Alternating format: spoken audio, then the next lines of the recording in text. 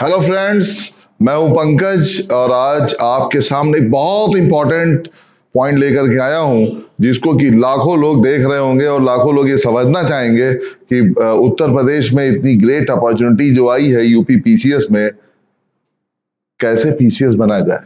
Number of days भी कम रह जाते हैं या नंबर ऑफ डेज जो है वो ज्यादा भी होते हैं, तब भी हमारे सामने एक चिंता बनी रहती है कि आखिर पीसीएस की तैयारी कैसे इफेक्टिवली की जाए, क्या उसका करिकुलम होता है, क्या उसका सिलेबस होता है, कौन कौन सी चीजें पढ़नी चाहिए। सारी चीजें आज हम लोग इस पर डिस्कस करने जा रहे हैं।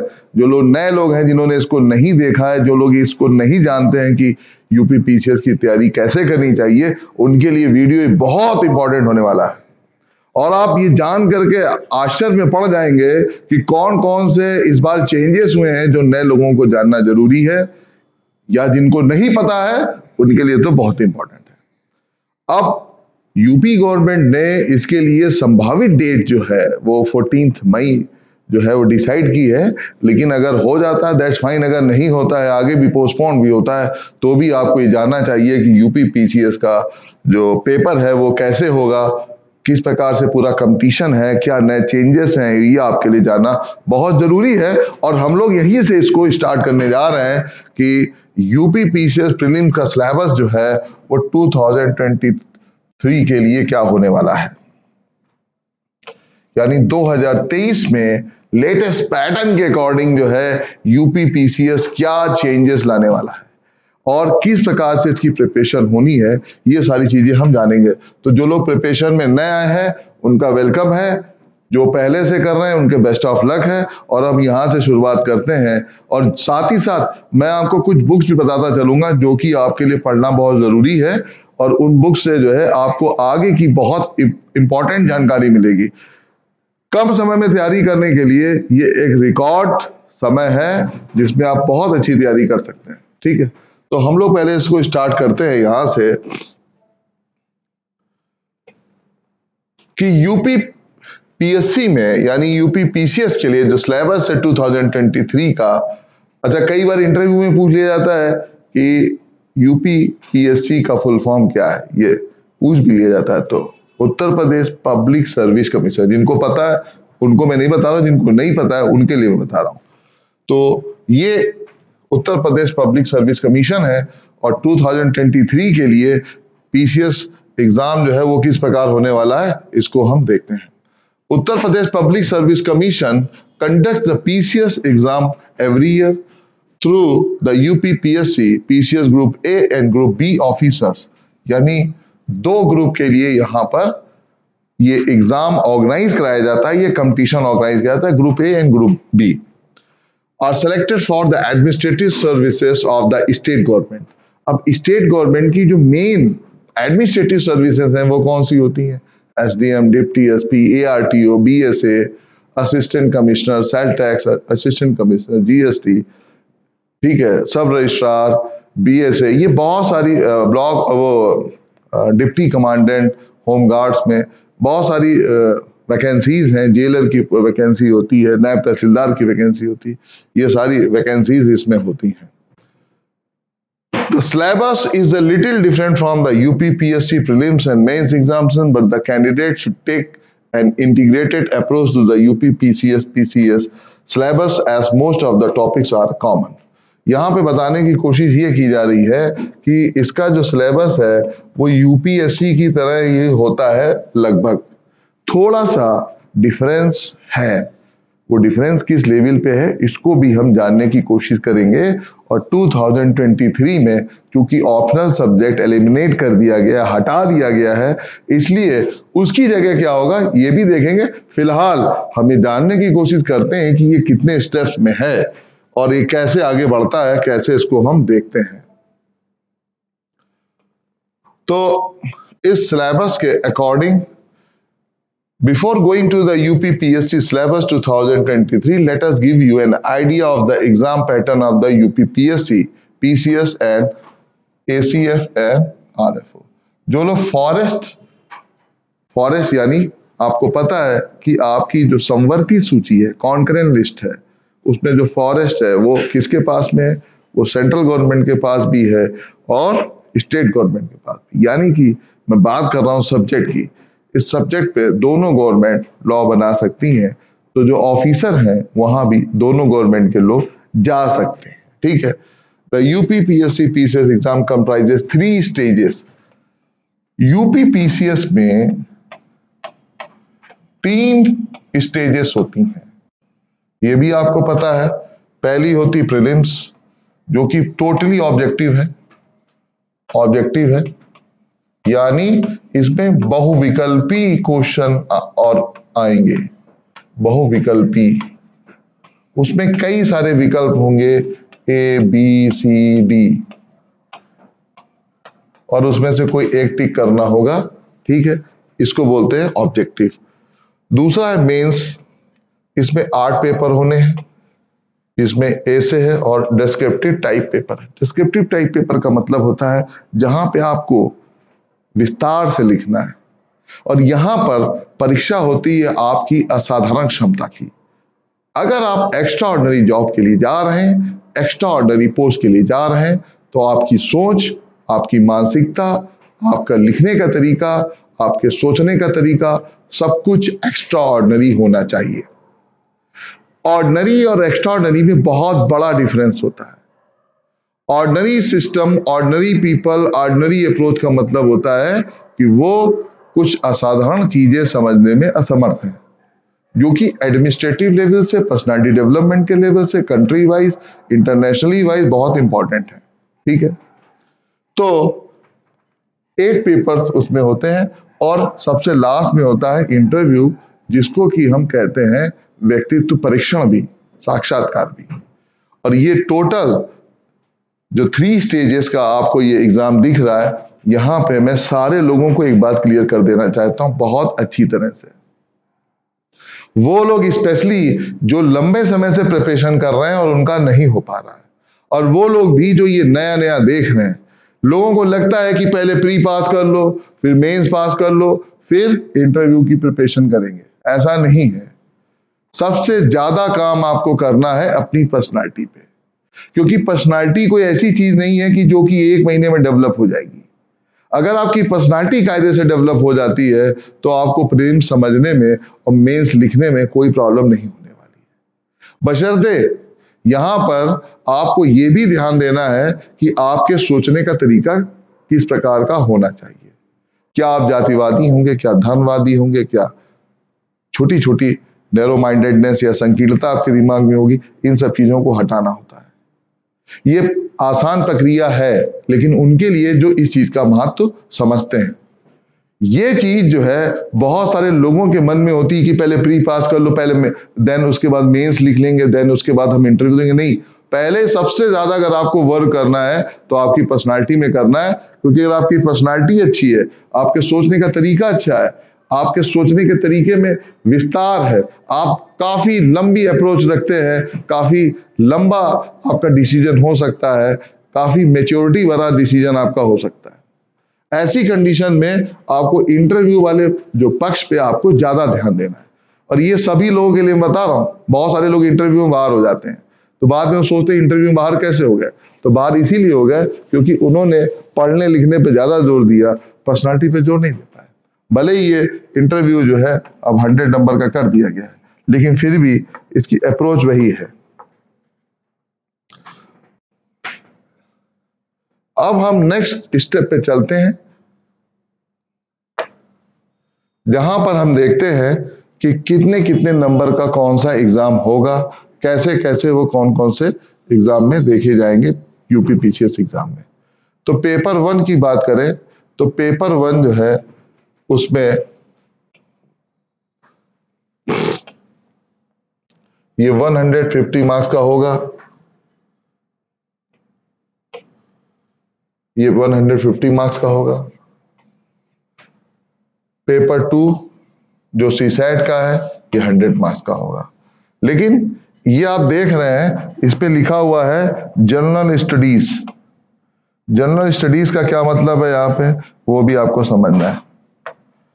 जनरल स्टडीज का मतलब ये हो जाता है उत्तर प्रदेश और इंडिया और वर्ल्ड में जो कुछ भी हो चुका है, जो कुछ भी घट रहा है, वो सारी चीजें लगभग पूछी जाएंगी, लेकिन बहुत बड़ी नहीं, उसको भी किसी तरीके से डिस्क्राइब किया गया, उसका भी संक्षिप्तीकरण किया गया, कौन कौन सी चीजें पढ़नी है। ये जीएस आपको लग रहा है छोटा सा पॉइंट है, सामान्यतः सब कुछ आना है। हिस्ट्री, हिस्ट्री में एंशियंट हिस्ट्री, मेडोवल हिस्ट्री यानी मध्यकालीन modern history, freedom fight, world history, Indian geography, world geography, map, Indian economy, world economy, science and technology, science में फिजिक्स केमिस्ट्री मैथ के एप्लीकेशन, वो फिजिक्स केमिस्ट्री नहीं आएगी, बायोलॉजी जो आपकी 10+2 में पूछी जाती है। ये क्या एप्लीकेशन बेस है, इसके अनुप्रयोग पूछे जाते हैं, ठीक है। तो उस बेस पे फिर एग्रीकल्चर है, एग्रीकल्चर के साथ खेल कूद है, फिर करंट अफेयर्स है, कुछ चीज छूटती नहीं है, स्पोर्ट्स भी है, अवार्ड्स भी हैं, ओलंपिक भी है, सब कुछ है। और आपको सब कुछ पढ़ना है, ऑस्कर से लेकर के सब कुछ आपको पढ़ना है यहाँ पे। और वो चीजें कैसे होंगी ये हम आने वाले समय में आपको बताएंगे। जो मेरा नेक्स्ट वीडियो बनने वाला है उसमें मैं आपको बताऊंगा कि विद इन 40 डेज जो है आपको कैसे प्रिपरेशन करनी ताकि आपका प्री एग्जाम में हो जाए। और हमारे पास वो पूरा सिस्टम है जिसमें हम 40 से 45 डेज में आपको वो क्वेश्चंस आंसर की प्रैक्टिस कराएंगे, जिससे आपके सिलेक्शन होने की जो प्रोबेबिलिटी है, संभावना है, वो बढ़ जाएगी। खैर हम लोग आगे चलते हैं। तो जनरल स्टडी में इतने सारी चीजें आती हैं। और सेकंड पेपर जो होता है जिसको हम बोलते हैं सीसैट, तो मेरिट जो बनती है वो फर्स्ट पेपर से बनती है। मेरिट जो है फर्स्ट पेपर से बनती है, सेकंड पेपर में सिर्फ क्वालिफाई करना होता है। सिर्फ सेकंड पेपर जो है क्वालिफाइंग पेपर है, इसमें सिर्फ क्वालिफाई करना होता है। और ये 33% से 35% तक आपसे उम्मीद की जाती है कि कम से कम आप इतना इसमें गेन कर लें, ठीक है। तो फिर हम लोग ये देखते हैं कि मेंस में क्या क्या आता है। तो मेंस में एक पेपर होता है जनरल हिंदी का, जो कि है 150 मार्क्स की।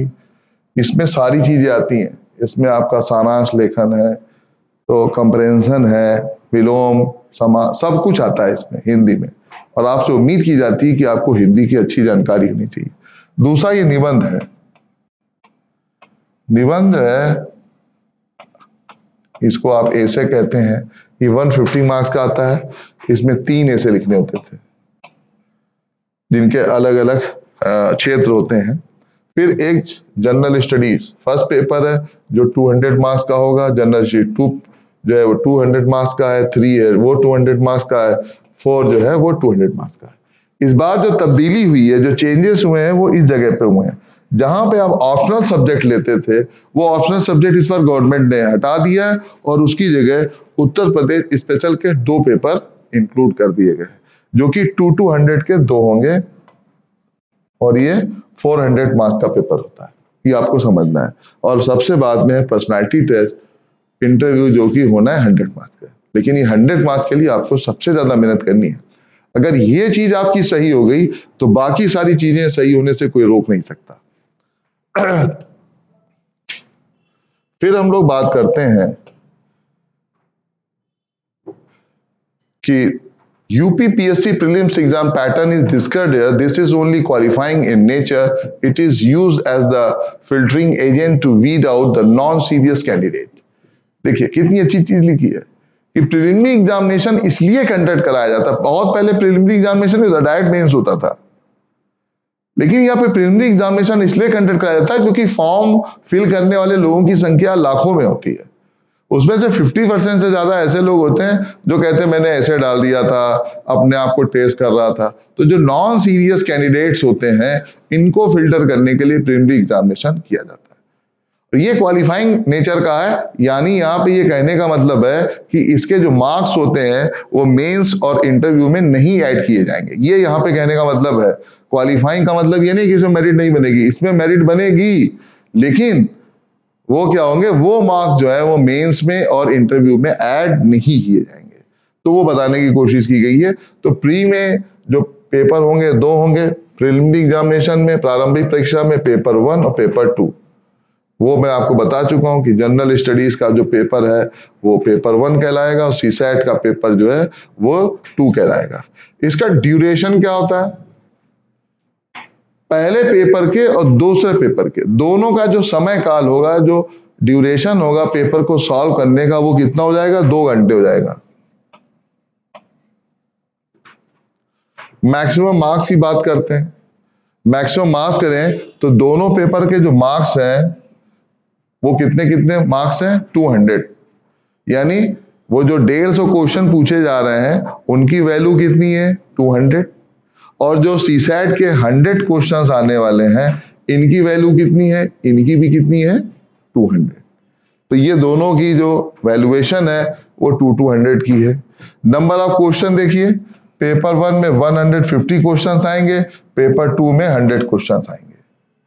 Type of exam, type of exam का मतलब है ऑनलाइन होगा कि ऑफलाइन होगा। तो ऑब्वियसली चीज अभी तक ये ऑफलाइन होता है, यानी कि आपको पेन से लिखना है। ओएमआर शीट होती है जिसपे आपको ऐसे ऐसे ओवल दिए होंगे, गोले दिए होंगे, उसमें से कोई एक गोला आपको काला करना होता है, किसी एक सर्कल को आपको उसको ब्लैक करना होता है।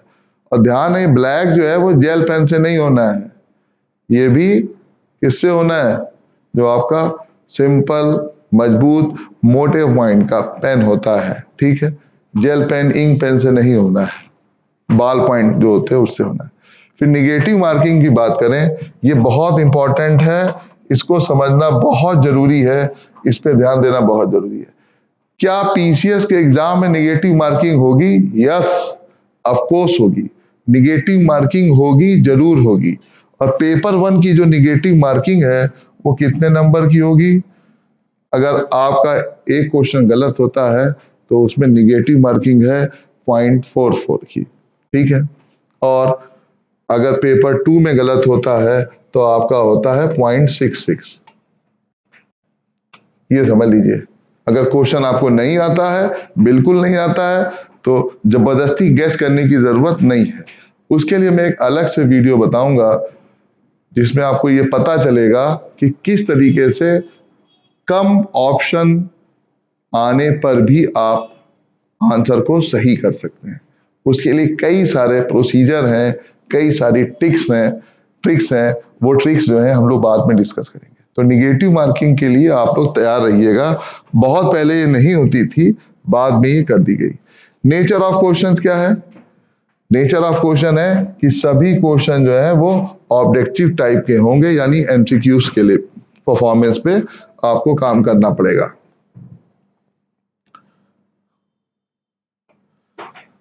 अब हम लोग बात करते हैं marking scheme for UPPSC preliminary examination. Paper 1 जो है, पेपर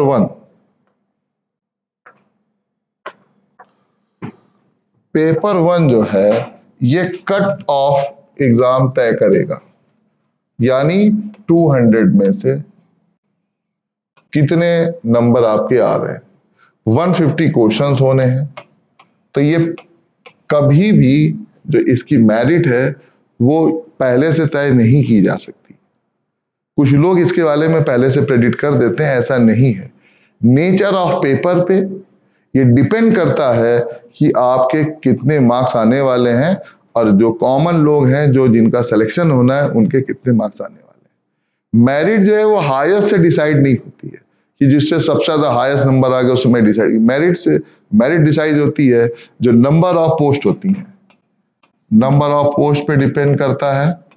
जितनी नंबर ऑफ पोस्ट होंगी उसका 18 टाइम्स तक लोग लिए जाते हैं।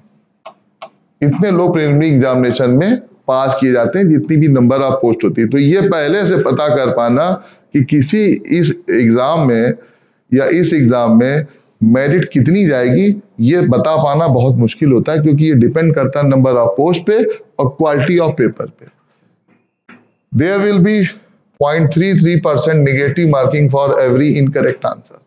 यानी अगर कोई पेपर 2 नंबर के एक क्वेश्चन है, एक क्वेश्चन 2 नंबर का है और वो गलत हो जाता है, तो उसमें से 0.33% जिसकी वैल्यू हो जाती है 0.66, इतने नंबर आपके कट कर दिए जाएंगे।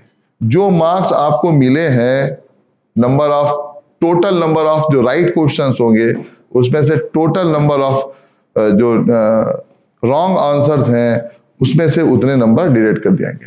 बाई चांस अगर आपके 10 क्वेश्चन गलत होते हैं, आप 10 क्वेश्चन अगर आप गलत करते हैं तो आप 0.66 इंटू 10 कर दीजिए, तो आपके टोटल मार्क्स में से 6.6 नंबर कम हो जाएंगे। बहुत ध्यान देने वाली बात है, इसको समझना जरूरी है, ठीक है।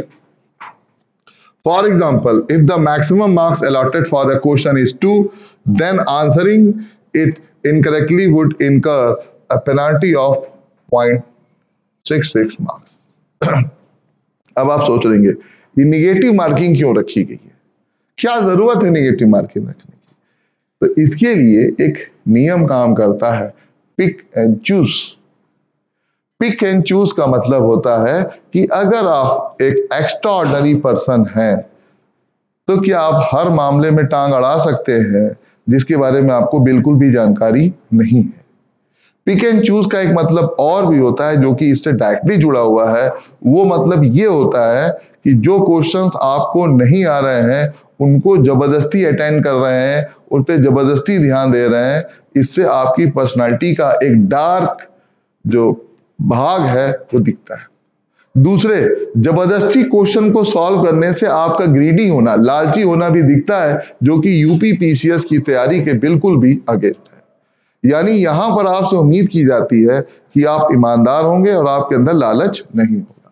अगर आप ईमानदार हैं क्वेश्चन के मामले में तो आप ज्यादा से ज्यादा क्वेश्चन को सॉल्व करने की कोशिश नहीं करेंगे। अगर आप बहुत ज्यादा लालची हैं तो इससे अनुमान लगा लिया जाता है कि आप ज्यादा क्वेश्चन अटेंड करेंगे, और वो पर्सनालिटी का एक डार्क भाग भी होता है जिससे पता चलता है कि आने वाले समय में आप भ्रष्ट भी हो सकते हैं। तो खाली ये क्वेश्चन आंसर का लेना देना नहीं है, यहाँ लेना देना है कि आप एडमिनिस्ट्रेटिव पोस्ट पर जाकर के किस प्रकार से बिहेव करेंगे।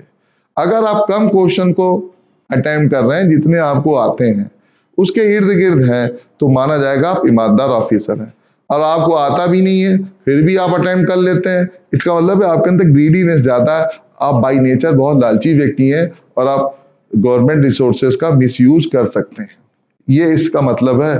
तो आप ये मत समझिए कि निगेटिव मार्किंग जो है खाली इसके लिए, वो आपकी पर्सनालिटी को टेस्ट करने का भी एक तरीका होता है। Filling multiple circles on the OMR sheet for the same question would be treated as an incorrect answer and it would lead to negative marking. अगर आपसे भूल से या जान करके, बहुत से लोग पूछते भी ना, सारे सर्कल अगर ब्लैक कर दें, सारे गोले जो हैं काले कर दें तो क्या होगा? तो होगा कि वो जो आपका आंसर है वो रॉन्ग माना जाएगा और उसके निगेटिव मार्क्स जो हैं वो माइनस हो जाएंगे। यानी अगर 2 नंबर का एक क्वेश्चन है तो 0.66 मार्क जो है आपके डिडक्ट हो जाएंगे। There is no negative marking for leaving a question blank. If you leave a question then there is no negative mark, उसका डिडक्शन नहीं है। अगर आप कोई क्वेश्चन छोड़ देते हैं तो वो निगेटिव मार्क में नहीं कंसीडर किया जाएगा। बहुत सारे जो आपके दिमाग में क्वेश्चंस है, मैं उनके आंसर देने की कोशिश कर रहा हूं। फिर आ जाते हैं UP PSC syllabus PCS preliminary examination. ये बहुत सारे लोगों के अंदर एक क्यूरियोसिटी है कि यार क्या क्या आता है, क्या पढ़ लें। नए लोगों के, पुराने लोगों को तो पता है क्या क्या पढ़ना है, लेकिन नए लोगों के लिए एक बहुत बड़ी इंपॉर्टेंट चीज है क्या क्या पढ़ना चाहिए। यहां पे मैं आपको कुछ बुक्स भी सजेस्ट करूंगा, वो आपको अगर मन करे तो आप वो लीजिएगा, ना मन करे तो आप किसी और से भी वो ले सकते हैं, किसी और के सजेशन के अकॉर्डिंग भी आप समझ सकते हैं। तो PSC preliminary examination paper 1, current events of national and international importance. सबसे पहली चीज है करंट अफेयर्स।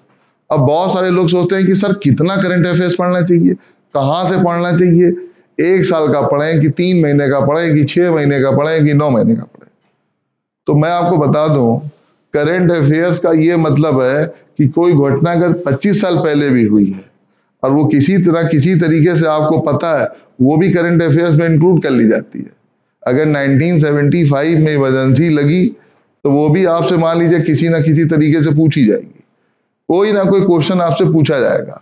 जैसे पोखरण टेस्ट हमने किया 1998 में, तो उसको भी आप करंट का ही एक पार्ट मानिए।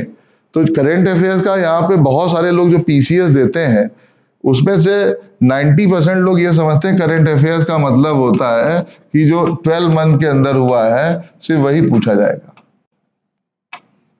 ऐसा नहीं है। करंट अफेयर्स में कुछ भी पूछ सकते हैं। हाँ, अवार्ड जो है वो मोस्टली कंटेम्परेरी पूछे जाते हैं, लेकिन ऐसा नहीं है कि पहला भारत रत्न किसको मिला, पहला वाचस्पति पुरस्कार किसको मिला, पहला ऑस्कर किसको मिला, नोबेल, ये नहीं पूछा जाएगा। ये भी पूछा जाता और पूछा जा चुका है। इन्वेंशंस, जो खोजें आविष्कार हुई हैं वो भी पूछी जाती हैं, तो आप उनको भी उसी चीज का मानिए। हालांकि वो उसको लोग स्टैटिक जीके में मानते हैं, लेकिन मेरा मानना है पढ़ना तो आपको वो भी है। अब आपके दिमाग में आ रहा होगा कि करंट अफेयर्स हम कहां से पढ़ सकते हैं। तो करंट अफेयर्स के लिए आप कोई भी न्यूज़पेपर पढ़ सकते हैं।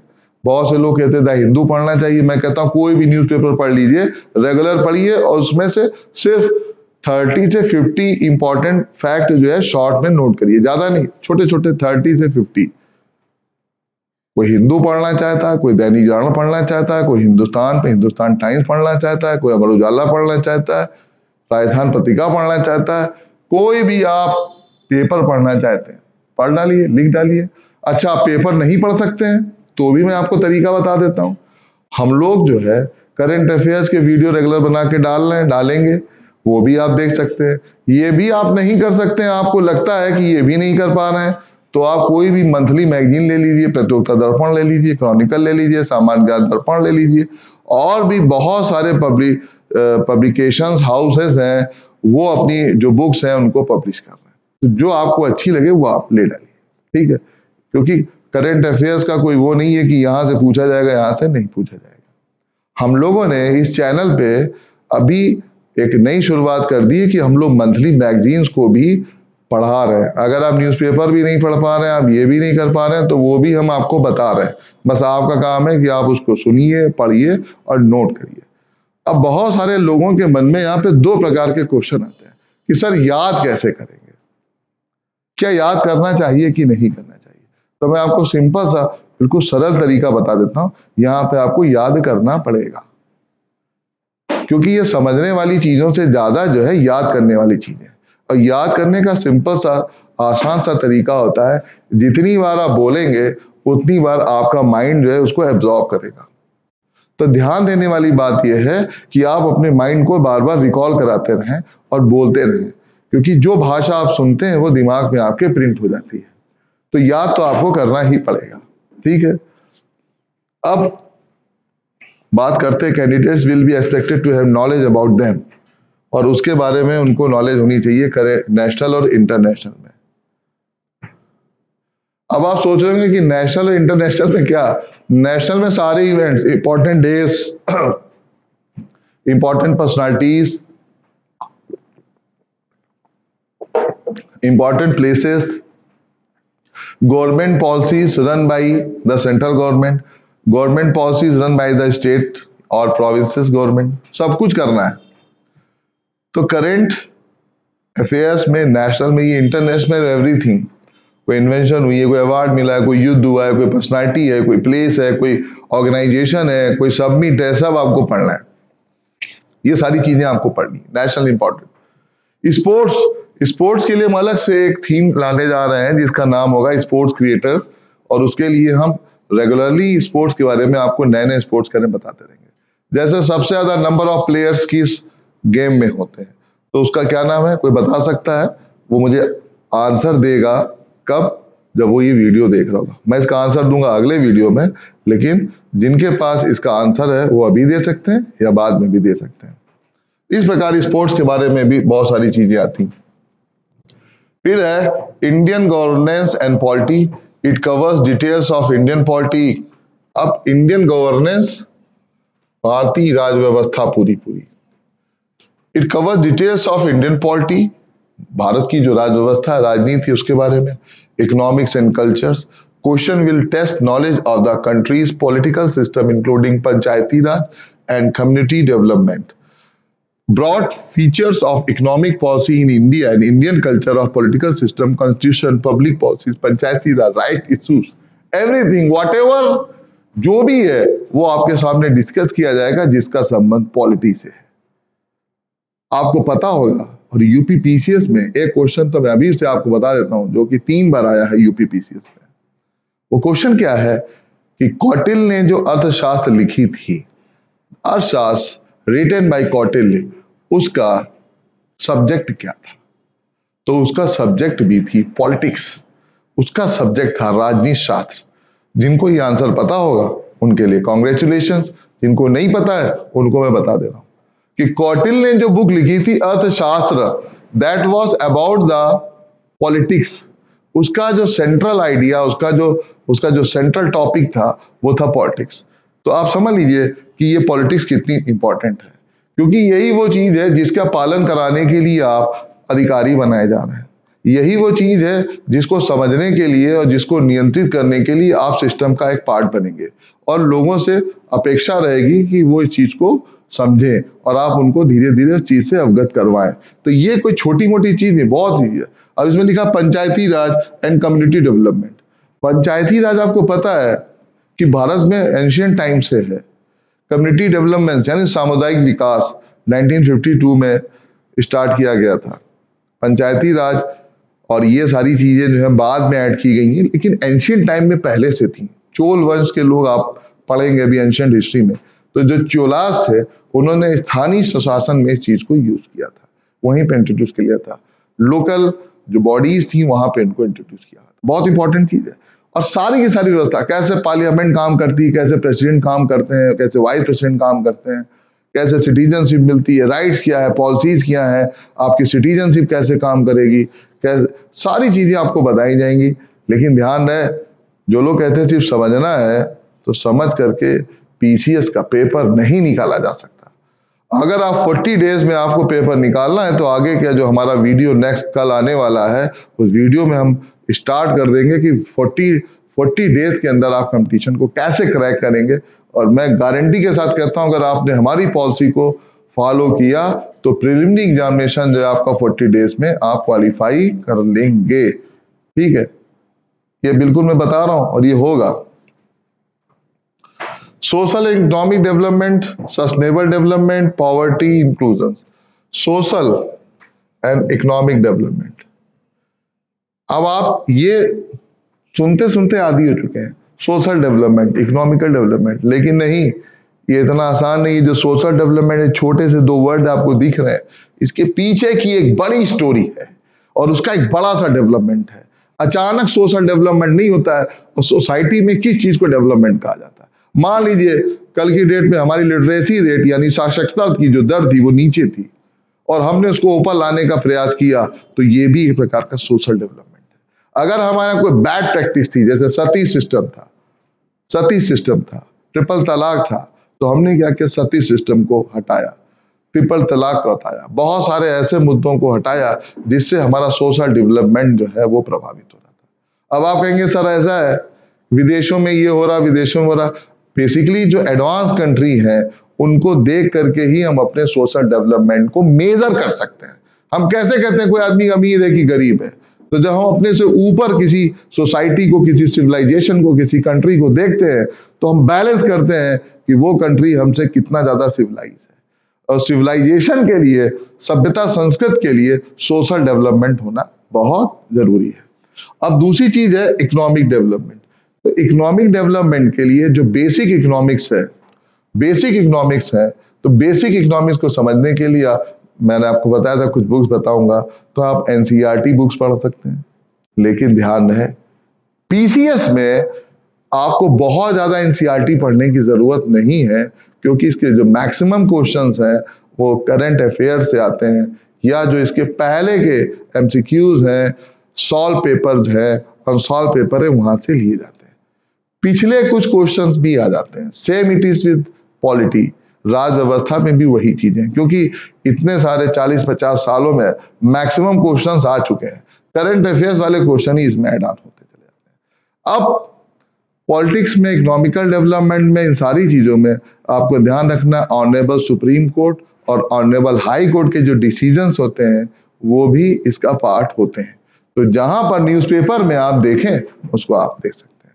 तो आप अगर इंडियन गवर्नेंस एंड पॉलिटी की बात करते हैं, तो उसमें आप लक्ष्मीकांत जी की बुक पढ़ सकते हैं, डी बासु पढ़ सकते हैं, स्पेक्ट्रम पढ़ सकते हैं, बैरैक्स पढ़ सकते हैं, सब कुछ पढ़ सकते हैं जो आपको समझ में आ जाए।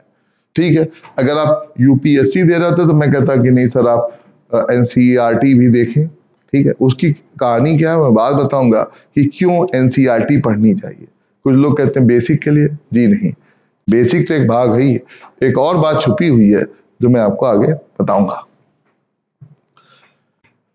अब है सस्टेनेबल डेवलपमेंट, इसको कहते हैं सतत विकास।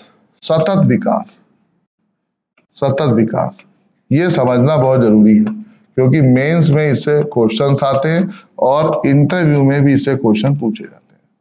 सतत विकास का मतलब है कि ऐसा ना हो कि किसी एक ही सेक्टर में हम ज्यादा डेवलप हो जाएं और बाकी सेक्टर में हम डेवलप ना हो पाए।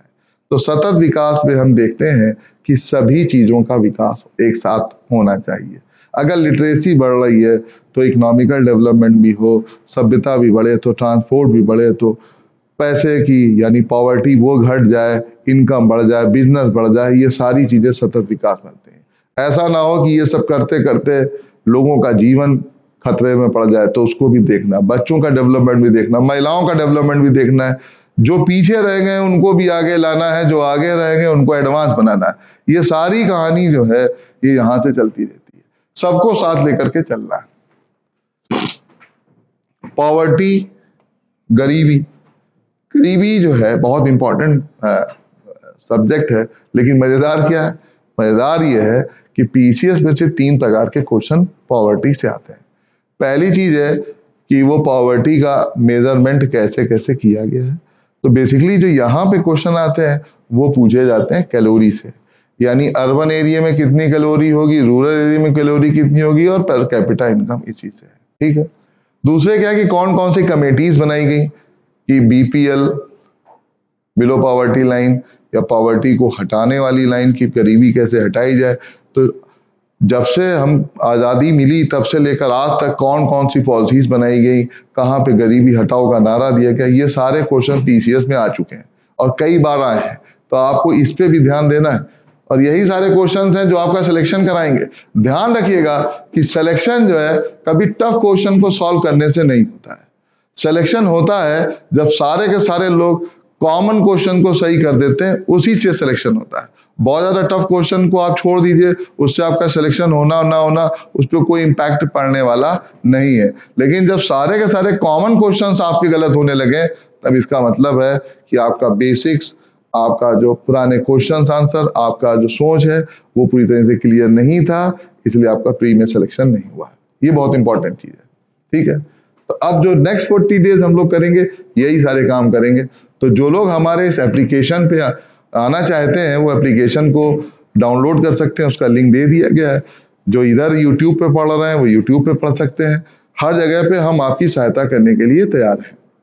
आपके ऊपर यह निर्भर करता है कि आप हमारे साथ किस तरह से जुड़ना चाहते हैं। और ध्यान रखिएगा, जितने लोग इस चैनल पे हमसे जुड़ेंगे उसमें से एक बहुमत होगा जिनका प्रीलिम में सिलेक्शन होगा, और हमारे क्वेश्चंस पॉइंट बाई पॉइंट आपके सामने आएंगे। कितनी इतना डीप एनालिसिस हमारा और हमारी टीम का रहता है, हमारे टीचर्स का रहता है जो आपके साथ सहयोग करते हैं। तो और वो भी कल भी हम एक और अनाउंसमेंट करने जा रहे हैं जो मैं अभी से आपको कर देता हूं कि जो भी लोग इस चीज को देख रहे हैं और जिनको लगता है कि वो उनके पास ज्यादा पैसे नहीं है या बहुत ज्यादा महंगी कोचिंग करते हैं, वहां पे बहुत ज्यादा फीस लगती है, तो मैं अभी से अनाउंसमेंट कर देना चाहता हूं कि 2-3 दिन के अंदर हमारा कोर्स लॉन्च हो रहा है, जिसके लिए हमने जो कॉस्ट रखी है वो ओनली 199 रखी है कि आपका पीसीएस का प्रिपरेशन ऑनलाइन हम कराएंगे ओनली 199। और हमारे पास मोर देन 14 टीचर्स की टीम है, वो आपके समय और आपके साथ में लगभग 16 घंटे मौजूद रहेगी सुबह से लेकर रात तक, और उसी में आपकी प्रैक्टिस कराई जाएगी। तो जो लोग 40 डेज में करना चाहते हैं यार, थोड़ा तो उनको मेहनत करनी पड़ेगी ना, कुछ तो करना पड़ेगा जो औरों से अलग है, जो हम करा रहे हैं उसकी प्रैक्टिस आपने कर ली। तो आप ध्यान रखिएगा जब आप पीसीएस का पेपर सॉल्व कर रहे होंगे तो देखेंगे कि कहीं ना कहीं उन्हीं चीजों से क्वेश्चन आए हुए हैं, और हम आपको उस समय छांट छांट के वो दिखाएंगे कि कैसे वो क्वेश्चन आए हैं। अब आपका काम है उनकी प्रैक्टिस करना। तो आपके लिए खुशखबरी क्या है कि हमने सिर्फ 199 का कोर्स लॉन्च करने जा रहे हैं 2-3 दिन के अंदर, और उसको आप ज्वाइन कर सकते हैं, हमारे एप्लीकेशन को डाउनलोड कर सकते हैं। डिस्क्रिप्शन में उसका लिंक दिया गया है, फोन नंबर दिए गए हैं। फोन नंबर अगर आपके पास नहीं है तो आप नोट कर सकते हैं 9919907199। ये कोचिंग का नंबर है, इस एप्लीकेशन का नंबर है, ये नंबर है कि अगर आपके पास कोई क्वेरी है तो आप इस नंबर पे पूछ सकते हैं और आप उससे सारी जानकारी कर सकते हैं। तो ये आपके लिए सुविधा हमने कर दी है। ठीक है, अब हम लोग बात करते हैं demographics social sector initiative. Demographic का मतलब होता है कि कितने प्लेस पर कितनी जनसंख्या रहती है। अब आप सोच रहे हैं सर जनसंख्या रहती है इससे क्या होता है? जनसंख्या देख करके पॉलिसीज बनाई जाती हैं, जनसंख्या देख करके कंपनीज जो है अपना प्रोडक्ट लॉन्च करती हैं, जनसंख्या देख करके फॉरेन इन्वेस्टमेंट आता है, जनसंख्या देख करके महिलाओं बच्चों का डेवलपमेंट होता है, जनसंख्या देख करके कॉलोनी, जनसंख्या देख करके हेल्थ, जनसंख्या देख करके एजुकेशन, जनसंख्या देख करके कम्युनिकेशन, रोड, नाली, खड़ंजा, सब कुछ डिसाइड किया जाता है आपकी जनसंख्या देख करके। तो डेमोग्राफी में हम ये देखते हैं कि कहाँ पर ज्यादा जनसंख्या है, कहाँ पे कम जनसंख्या है, पॉपुलेशन डेंसिटी क्या है, ऐसी कौन सी फैसिलिटीज हैं उस एरिया में जहाँ पे पॉपुलेशन डेंसिटी ज्यादा है, या ऐसी कौन सी फैसिलिटीज वहां नहीं है जहां पर पॉपुलेशन डेंसिटी कम है। तो ये आपके लिए सिर्फ जनसंख्या नहीं है, जनसंख्या अपने आप में एक बिजनेस है, बहुत बड़ा बिजनेस है, और इंटरनेशनल लेवल पे जनसंख्या देख करके आपकी आइडेंटिटी और आपके लिए प्रोग्राम तय किए जाते हैं। अब आप समझ लीजिए जनसंख्या कितनी बड़ी चीज है। इसका डिस्ट्रीब्यूशन इकोनॉमिक्स में भी आता है और जियोग्राफी में भी आता है, तो दोनों जगह आपको इसको पढ़ना है। ठीक है, general issues on environmental ecology. अब एक चीज क्या है कि social sector initiative. Social sector initiative का मतलब है कि सामाजिक क्षेत्र में किस प्रकार के कदम उठाए जा रहे हैं।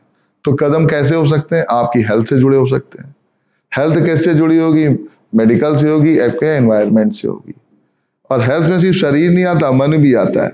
अगर आपका एनवायरमेंट अच्छा है, क्लाइमेट सही है, आपका फॉरेस्टेशन अच्छा है, आपके पास वाटर अवेलेबिलिटी है, ठंडी, गर्म, बरसात, सारी चीजों वाला सीजन है, तो आपका डेवलपमेंट एक अलग तरीके से होगा। अगर आपके अंदर किसी चीज की स्कैसिटी है, कमी है, तो आपका डेवलपमेंट अलग तरीके से होगा। तो उसी अनुसार जो है इनिशिएटिव लिए जाते हैं। फिर बात करते हैं बायोडाइवर्सिटी, जैव विविधता। इससे रिलेटेड क्वेश्चन कई बार आ चुका है, और इतने बार ये क्वेश्चन आ चुका है प्रीलिमिनरी एग्जामिनेशन में कि आपको ये क्वेश्चन बिल्कुल रटने पड़ेंगे कि अगर रिवाइज हो जाते हैं तो ये आपके क्वेश्चन गलत ना हो। बायोडाइवर्सिटी से related and climate change that do not require subject specialisation. Climate change में क्या होता है कि देखा जाता है कि किस चीज के होने से कौन सा चीज प्रभावित हो रहा है। ठीक है, कहीं पे सुनामी आ रही तो क्यों आ रही है, ज्वालामुखी फट रहा तो क्यों फट रहा, भूकंप आ रहा तो क्यों हो रहा, गैलेक्सीज में क्या हो रहा है, यूनिवर्स में क्या हो रहा है, ये सारी चीजें आपको यहां से जाननी है।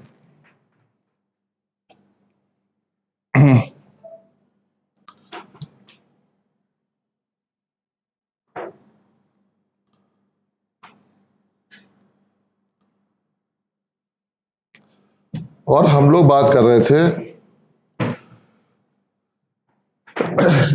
पॉलिटिकल और इकोनॉमिक्स की, मतलब पॉलिटिकल साइंस, पॉलिटिक्स और इकोनॉमिक्स की। अब बात करते हैं सबसे इंपॉर्टेंट सब्जेक्ट्स की। ये वो सब्जेक्ट्स हैं जिनको जाने बिना आपका सिलेक्शन नहीं होगा। मेरे बहुत सारे जानने वाले ऐसे लोग हैं जो बहुत पढ़ते हैं और उनका सिलेक्शन नहीं होता है। और जब कोई मुझसे कहता है कि सर मैं बहुत मेहनत कर रहा हूं, मेरा सिलेक्शन नहीं हो पा रहा है, मैंने बहुत मेहनत की थी, तो मैं कहता हूं देखिए सर ऐसा है कि आपकी हिस्ट्री नहीं तैयार होगी, और अगर आपकी हिस्ट्री नहीं तैयार है और थोड़ी सी ज्योग्राफी भी नहीं तैयार है तो आपका सिलेक्शन हो ही नहीं सकता। भले ही कोई और सब्जेक्ट कम तैयार हो, लेकिन हिस्ट्री और ज्योग्राफी आपकी तैयार होनी चाहिए कायदे से, और उसमें से भी हिस्ट्री। हिस्ट्री जो है आपका 70% सिलेक्शन सिक्योर कर देती है। बहुत से लोग इससे इत्तेफाक नहीं रखेंगे, लेकिन ऐसा है। यूपीएससी में एंशिएंट हिस्ट्री कम पूछी जाती है, लेकिन वो आर्ट और कल्चर पूछ लिया जाता है।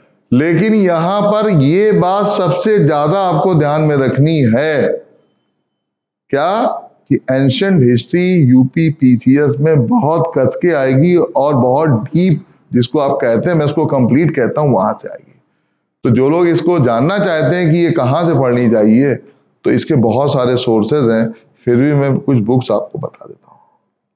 नोट के रूप में आपके सामने बहुत सारी बुक्स हैं, आर्ट ऑफ कल्चर में नितिन सिंघानिया जी की है, बहुत सारी बुक्स हैं।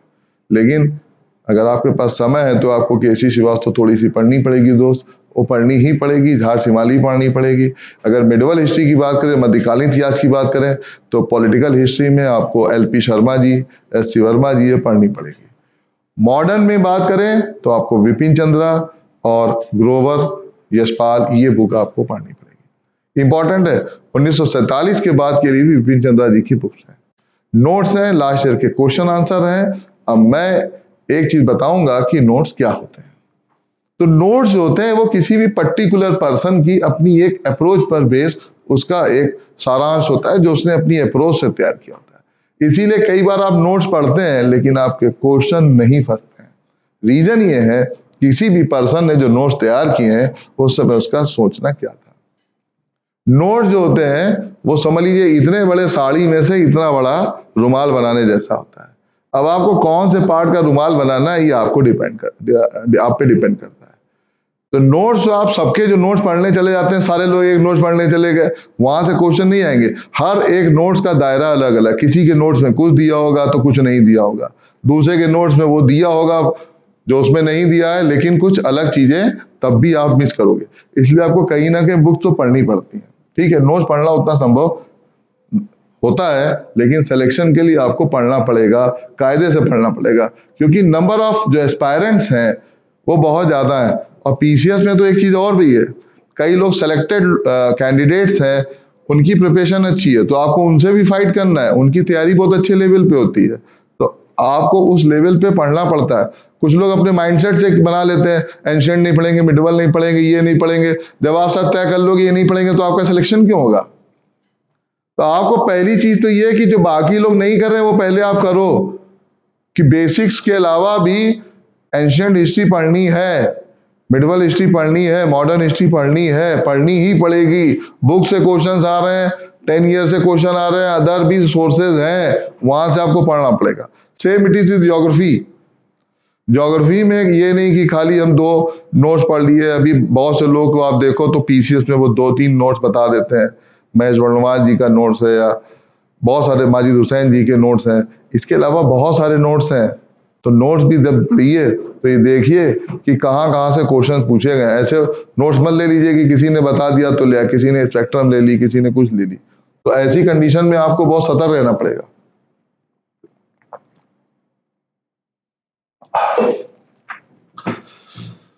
अब इसमें क्या है, एंशिएंट हिस्ट्री में ancient, medieval, modern in history emphasis should be on a broad understanding of social, economic and political aspect of Indian history. Indian history का सोशल एस्पेक्ट क्या है, इकोनॉमिकल एस्पेक्ट क्या है और पॉलिटिकल एस्पेक्ट क्या है। 90% लोग पॉलिटिकल हिस्ट्री को ही हिस्ट्री का पार्ट मानते हैं, मतलब हिस्ट्री ही मानते हैं जो पॉलिटिकल हिस्ट्री है। ऐसा नहीं है दोस्त, पॉलिटिकल हिस्ट्री जो है सिर्फ 20 से 25% है, 20 से 25% पॉलिटिकल हिस्ट्री है, बाकी सोशल और इकोनॉमिक हिस्ट्री है। और ये जो इकोनॉमिक्स है, ये जो पॉलिटिक्स है, ये जो सारी चीजें हिस्ट्री में अंदर आ रही हैं, ये एक डेवलपमेंट को दिखाती हैं, एक चेंज को दिखाती हैं, परिवर्तन को दिखाती हैं, प्रभाव को दिखाती हैं। इन सबका असर आपके पर्सनालिटी पे कैसे पड़ता है ये आपको सिखाती है। और ध्यान रखिए, आपके पर्सनालिटी डेवलपमेंट के लिए सबसे ज्यादा मटेरियल आपको कहीं मिलेगा तो हिस्ट्री और पॉलिटिकल साइंस से मिलेगा, जिससे आपका पर्सनालिटी डेवलपमेंट ज्यादा हो सकता है। क्लियर है। In the Indian national movement the candidates are expected to have a synoptic view of the nature and character of the freedom movement, the growth of nationalism and the attainment of the independence. यहां पे आपको ये देखना होता है, basically slow पढ़ना चालू कर देते हैं, बुक उठाया पढ़ना चालू कर दिया। सबसे पहले भैया आपको ये देखना है कि आप पढ़ क्यों रहे हैं।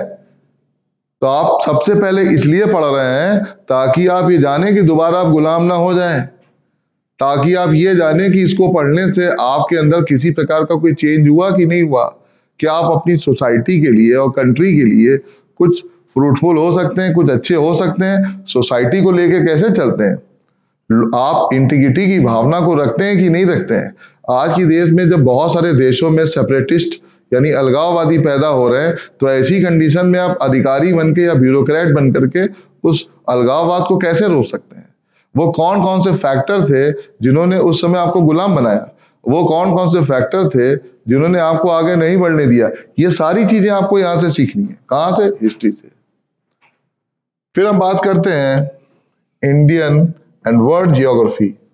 ज्योग्राफी जो है, जिस प्रकार की ज्योग्राफी होगी उसी प्रकार की हिस्ट्री होगी। जैसे एक एग्जांपल आप देखें कि जिस एरिया के लोग, पहाड़ी लोग या जो पर्वतीय क्षेत्र के लोग होते हैं, पठारी क्षेत्र के लोग होते हैं, वो मेहनती होते हैं, ईमानदार होते हैं, ठीक है।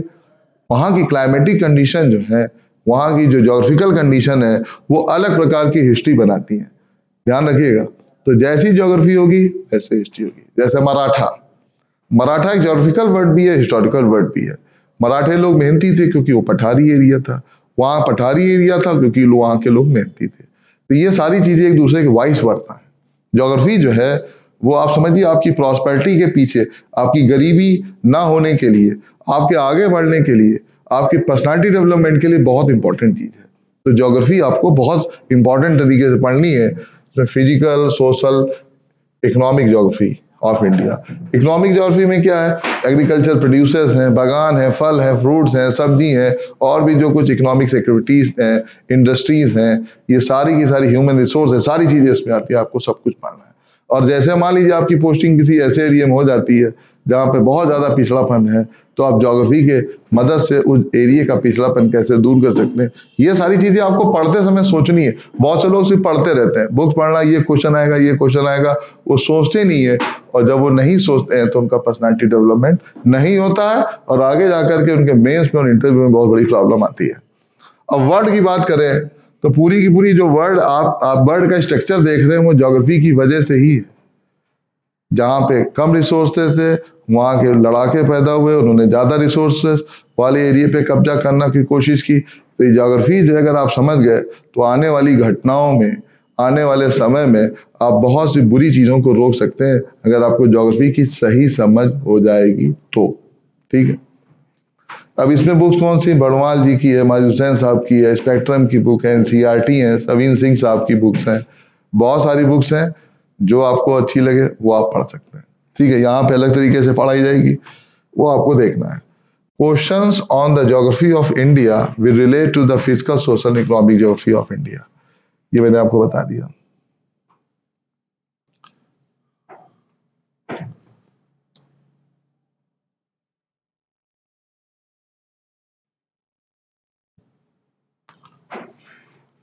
अब हम एनवायरनमेंट की बात करें, environmental ecology, climatic change and biodiversity, general issues that do not require subject specialisation. The question will be in the respect of problems relationship between population, environment and urbanization. अब क्या दिया हुआ है? पॉपुलेशन।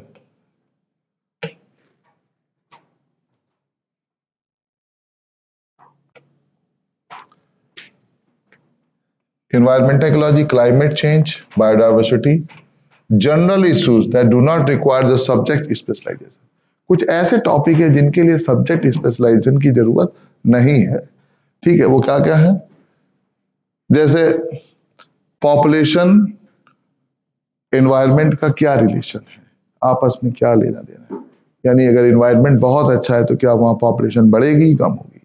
ये depend करता है। उसको समझने के लिए बहुत ज्यादा आपको सब्जेक्ट स्पेशलिस्ट होने की जरूरत नहीं है। छोटे मोटे क्वेश्चन आते हैं, आपको उस तरीके से कर लेना है। अब अर्बनाइजेशन, नगरीकरण की प्रक्रिया क्यों जरूरी है?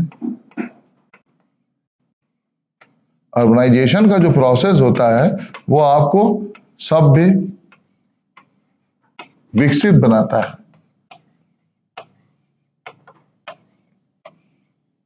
सभ्य बनाता है, विकसित बनाता है। और यही चीज जो है आपकी संस्कृति को डिफाइन करती है।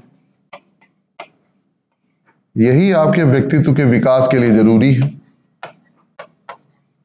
तो ऐसी कंडीशन में अर्बनाइजेशन का जो प्रोसेस है वो हमेशा चलते रहना चाहिए, बहुत जरूरी है। और आप एक प्रकार से देखिए तो जितने बड़े बड़े अधिकारी बनते हैं वो लॉ एंड ऑर्डर को कंट्रोल करने के साथ इस प्रोसीजर से बहुत ज्यादा जुड़े होते हैं। ठीक है।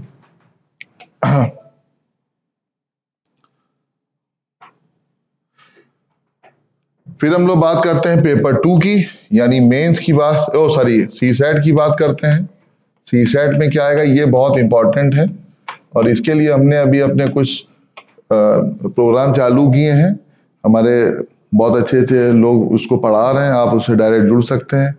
ये क्वालिफाइंग करने का जो मतलब ये नहीं कि आप कुछ भी करके आओगे तो हो जाएगा, उस पर भी नेगेटिव मार्किंग है और आपको सब याद करना है, समझना है, बोलना है, सब कुछ इसी से डिपेंड है। बहुत सारे लोग यूपीएससी में, पीसीएस में ऐसे हैं, जीएस में पेपर बहुत अच्छा करके आते हैं, सी सेट में फेल हो जाते हैं। अगर जो लोग फेल हुए होंगे वो इस दर्द को समझ रहे होंगे, ठीक है, तो उसमें क्या क्या आएगा वो देखना है, उससे संबंधित हम क्या क्या चीजें बढ़ाएंगे। सबसे बड़ी चीज है कंप्रेहेंशन। कंप्रेहेंशन आएगा आपसे, हिंदी में भी आएगा, इंग्लिश में भी आएगा, ठीक है, और उसमें से आपको क्वेश्चन आंसर समझना होता है। तो आपके डिसीजन लेने की जो क्षमता है, आपकी जो बुद्धिमत्ता है, इंटेलेक्चुअलिटी, वो झलकती है कि वहां से क्या आप उन चीजों को निकाल सकते हो कि नहीं निकाल सकते। अगर आपको उतना सब कुछ बड़ा सा एक पैसेज दिया हुआ, उससे आप उस क्वेश्चन का आंसर नहीं निकाल पा रहे हो, इसका मतलब है कि आपकी इंटेलेक्चुअलिटी कम है। आपको अपनी इंटेलेक्चुअलिटी बढ़ानी पड़ेगी, समझ रहे हैं। यहाँ पे रीजनिंग भी है, मैथमेटिक्स भी है, हिंदी भी है, इंग्लिश भी है, एडमिनिस्ट्रेशन भी है, सब कुछ है, लेकिन वो एक पैसेज के रूप में दिया गया है। तो अगर आपकी एनालिसिस करने की क्षमता, आपकी शब्दों पे पकड़, इंटरप्रिटेशन, अर्थ सब अच्छा हो रहा, वोकैबुलरी हिंदी की, इंग्लिश की अच्छी हो रही है, इसके लिए आपको रेगुलर न्यूज़पेपर पढ़ना पड़ेगा, हिंदी की बुक्स, इंग्लिश की बुक्स पढ़ते रहना पड़ेगा। जो मतलब समझ में नहीं आता आप गूगल से पूछते रहिए, साथी से पूछते रहिए, हम लोग बताते रहेंगे, ये बहुत जरूरी है।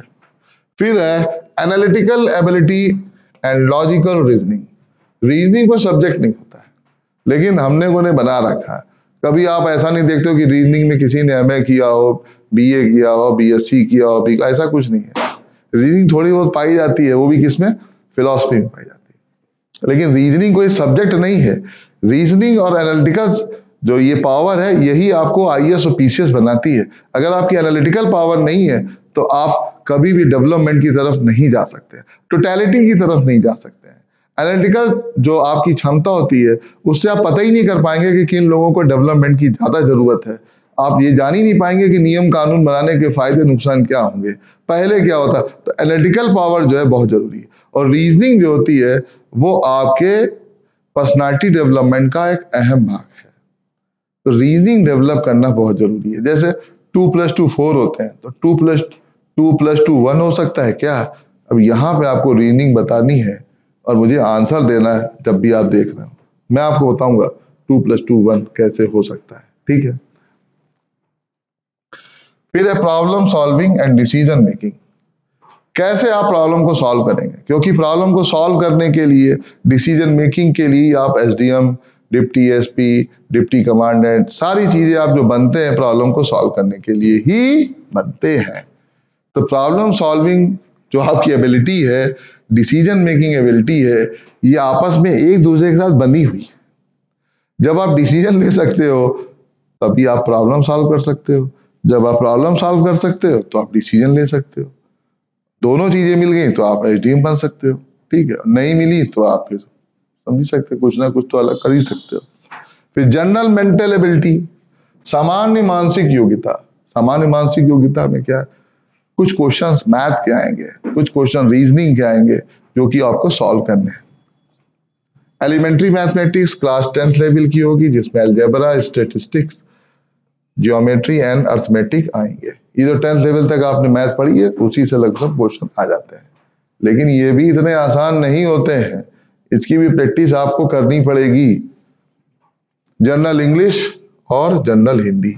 जनरल जनरल लिखा जरूर है कि जनरल इंग्लिश जनरल हिंदी, लेकिन ये ऐसा नहीं है कि ये सबकी समझ में आ जाएगी। आपको इसके लिए स्पेशल प्रैक्टिस करनी पड़ेगी। एंड समटाइम्स क्या होता है कि लोग इन्हीं दो पेपर में जाके फंस जाते हैं, जिनकी वोकैबुलरी कमजोर होती है। तो आपको वोकैब पे भी अच्छा काम करना पड़ेगा। फिलहाल हम इसकी प्रैक्टिस आपको कराएंगे अलग से।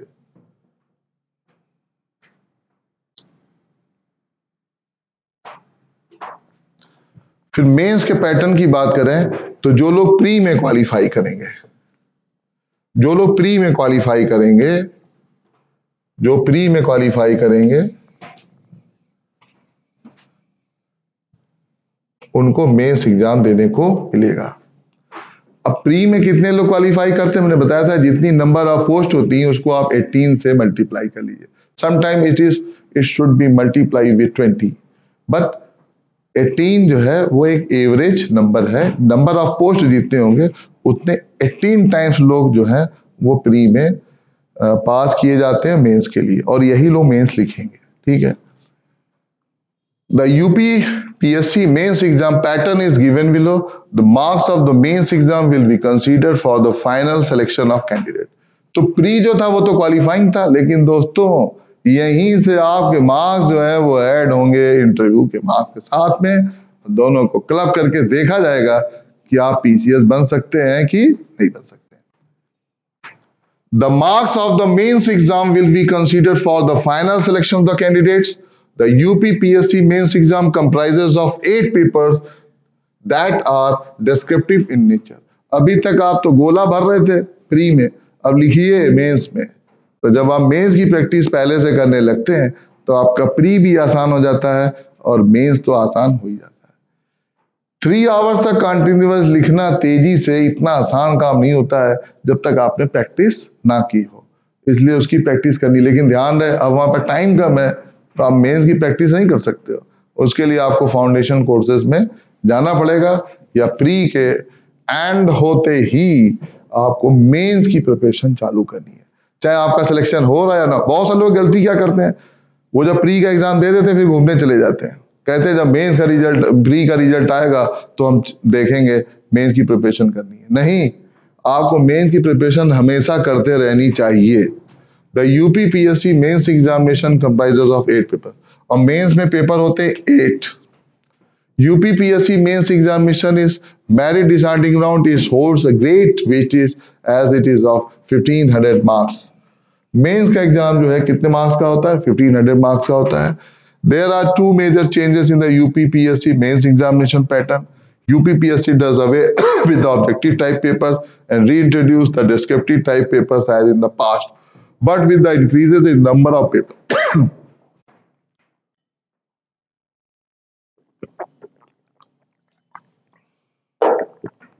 कुछ समय पहले मेंस में 2 जीएस के पेपर होते थे जो कि ऑब्जेक्टिव होते थे, उनको हटा दिया गया। ठीक है, अब सब पेपर डिस्क्रिप्टिव हैं। ऑप्शनल 2 होते थे, 1 कर दिया गया, फिर वो भी हटा दिए गए।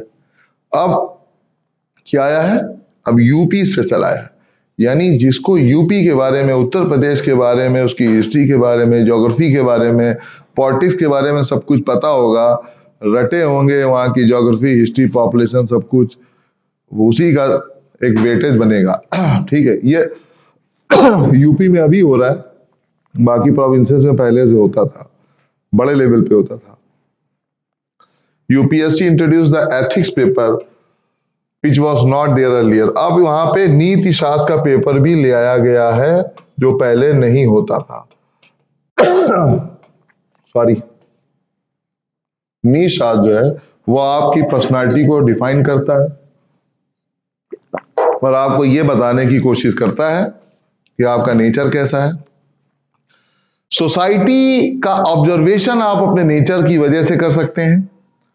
आप अपने नैतिक और दैनिक जीवन को जीते हुए किस प्रकार के मापदंड या आदर्शों को देख सकते हैं, ये सारी चीजें आपको यहां से देखने को मिलेंगी। इसका पेपर होता है और इसकी प्रिपरेशन भी आपको अलग से कराई जाएगी।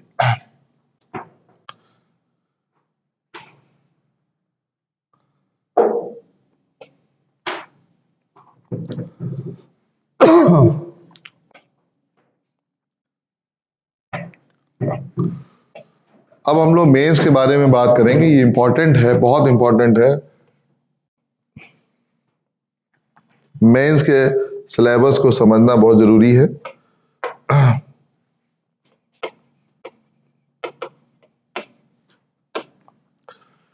मेंस में देखिए कितने कितने पेपर हैं। जनरल हिंदी का एक पेपर है, एक एसे का है। जनरल हिंदी में आपको 150 मार्क्स में से मैक्सिमम 100 से ऊपर मार्क्स लाने होते हैं, इतने नंबर लाने ही होंगे आपको, ये आप समझ लीजिए। ये इतने नंबर लाने लाने 100 लाने मिनिमम। ऐसे ऐसे आपको 3 ऐसे आते हैं, general study 1, general study 2, general study 3, 4 और ये यूपी के पेपर, ये 8 पेपर है। और ये ज्यादातर जो पेपर हैं ये एक सप्ताह के अंदर होने हैं, विद इन 1 वीक होना है। तो आप समझिए जितनी आपकी अच्छी प्रिपरेशन होगी उस वीक में आपको ना सोना है, ना खाना है, ना पीना है, सिर्फ पढ़ना है, लिखना है और उसकी प्रिपरेशन आपको पहले से करनी है। मैराथन की जो प्रैक्टिस है वो 10 दिन में नहीं की जा सकती। मैराथन आपको रेगुलर प्रैक्टिस करनी होती है, ठीक उसी प्रकार का ये एग्जाम होता है। और आप देखिए ड्यूरेशन ऑफ द एग्जाम क्या है, वो वीक के अंदर हो जाएगा। सेशन क्या होता है, 2 सेशन चलते हैं। पहले सेशन में 9:30 से 12:30 तक होगा, दूसरा 2 बजे से 5 बजे तक 2 to 5 होगा और पहला 9:30 से 12:30 तक होगा। अगर मैक्सिमम मार्क्स की बात करें तो जनरल हिंदी 150 मार्क्स का है, ऐसे 150 मार्क्स का है, general studies paper and special UP special paper will be of 200 marks each. सारे के सारे पेपर जो हैं वो 200 नंबर के होंगे। टोटल जो है 1500 का होता है। और ये क्या है, पेन पेपर, ये सब ऑफलाइन होंगे, यानी आपको इसको लिखने के लिए सेंटर पे जाना पड़ेगा। ऐसे जो है यानी जो नेचर ऑफ क्वेश्चन है या तो वो ऐसे टाइप का होगा, डिस्क्रिप्टिव टाइप का होगा, यानी इस पे आपको लिखना पड़ेगा, डिस्क्राइब करना पड़ेगा। क्या इसमें निगेटिव मार्किंग होती है? आपको लगता है? नहीं, मेंस में निगेटिव मार्किंग नहीं होती है। लेकिन ध्यान रहे, एक चीज बहुत इंपॉर्टेंट है जो यूपीएससी में और यहाँ पे भी आपको देखनी है। जो नंबर ऑफ वर्ड्स कहे गए हैं उसके अगर आप बहुत ज्यादा जाते हैं तो वो आंसर काट सकते हैं, ठीक है। नेगेटिव मार्किंग ऐसे कोई पॉलिसी के रूप में नहीं है, लेकिन यूपीएससी में खासकर इस चीज का ध्यान रखा जाता है। जो आपको स्पेस दिया गया है उसी के अंदर आपको सारी चीजें करनी है।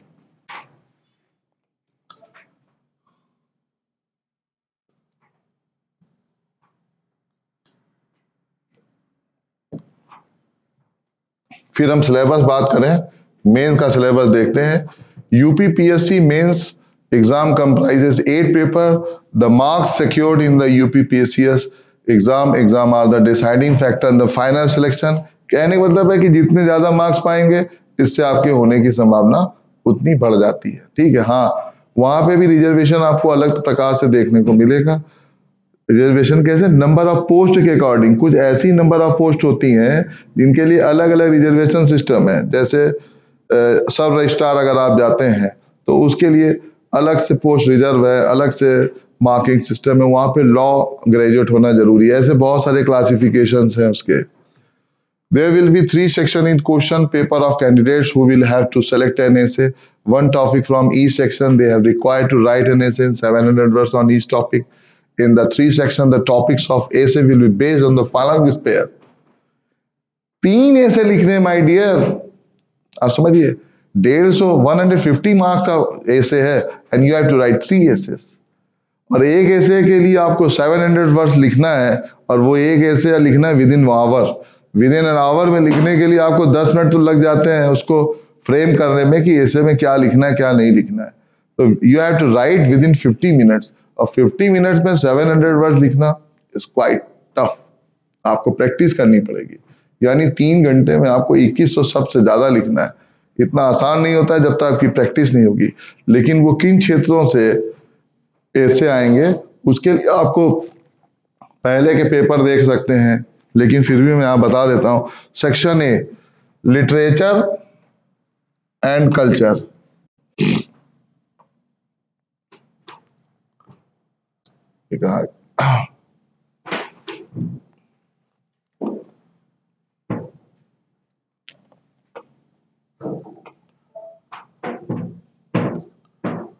लिटरेचर एंड कल्चर,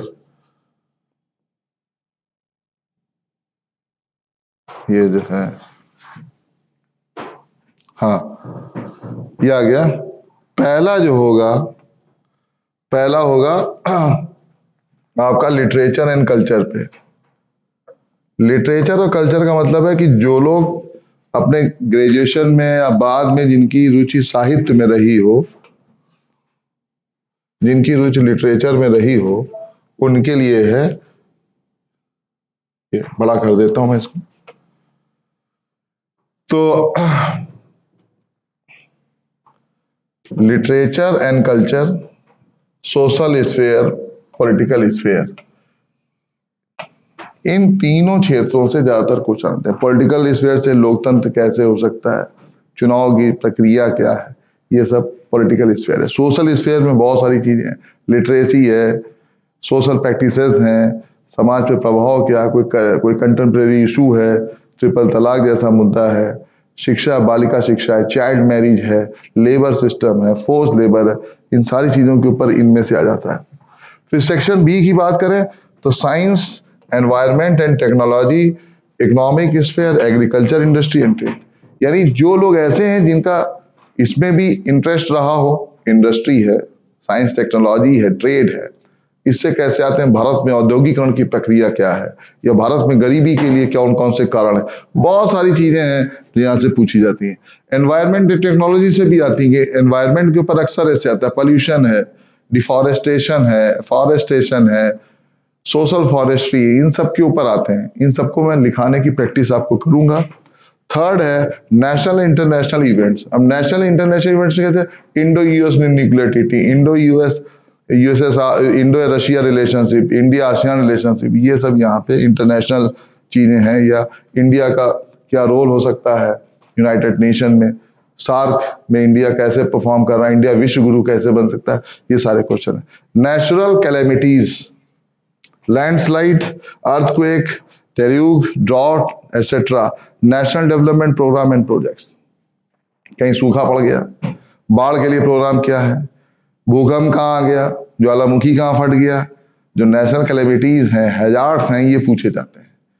अभी देखिए तुर्की में आ गया भूकंप, उससे पूछा जा सकता है। पूरा विश्व भूकंप में देख रहे हैं, परेशान घूम रहा है, कहीं सूखा पड़ा जा रहा है, कहीं बाढ़ आ जा रही है। इन सब के कारण क्या है, क्योंकि यही सब आपको सॉल्व करना है आगे जाकर के, कि भूकंप आ गया, गड़बड़ हो गया, तो आप वहां के मजिस्ट्रेट हैं या सब डिविजनल मजिस्ट्रेट हैं या डिप्टी एसपी हैं, तो आपका रोल क्या होगा, उन सब के बारे में आपको जानकारी होनी चाहिए। तो ऐसी यहाँ पे उम्मीद आपसे की जाती है।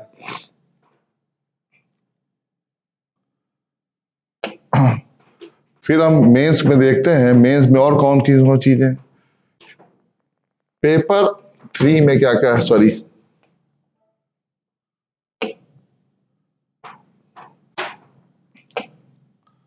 पेपर 3 में देखते हैं, history of Indian culture will cover the salient aspect of the art forms, literature and architecture from ancient to modern time.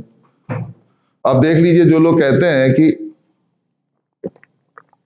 बहुत से लोग कहते हैं एंशिएंट हिस्ट्री नहीं पढ़ेंगे, मिडिवल नहीं पढ़ेंगे। अगर एंशिएंट मिडिवल नहीं पढ़ेंगे तो पॉलिटिकल डेवलपमेंट अगर आप नहीं जान रहे होंगे तो आर्ट कल्चर को कैसे डिफाइन करेंगे।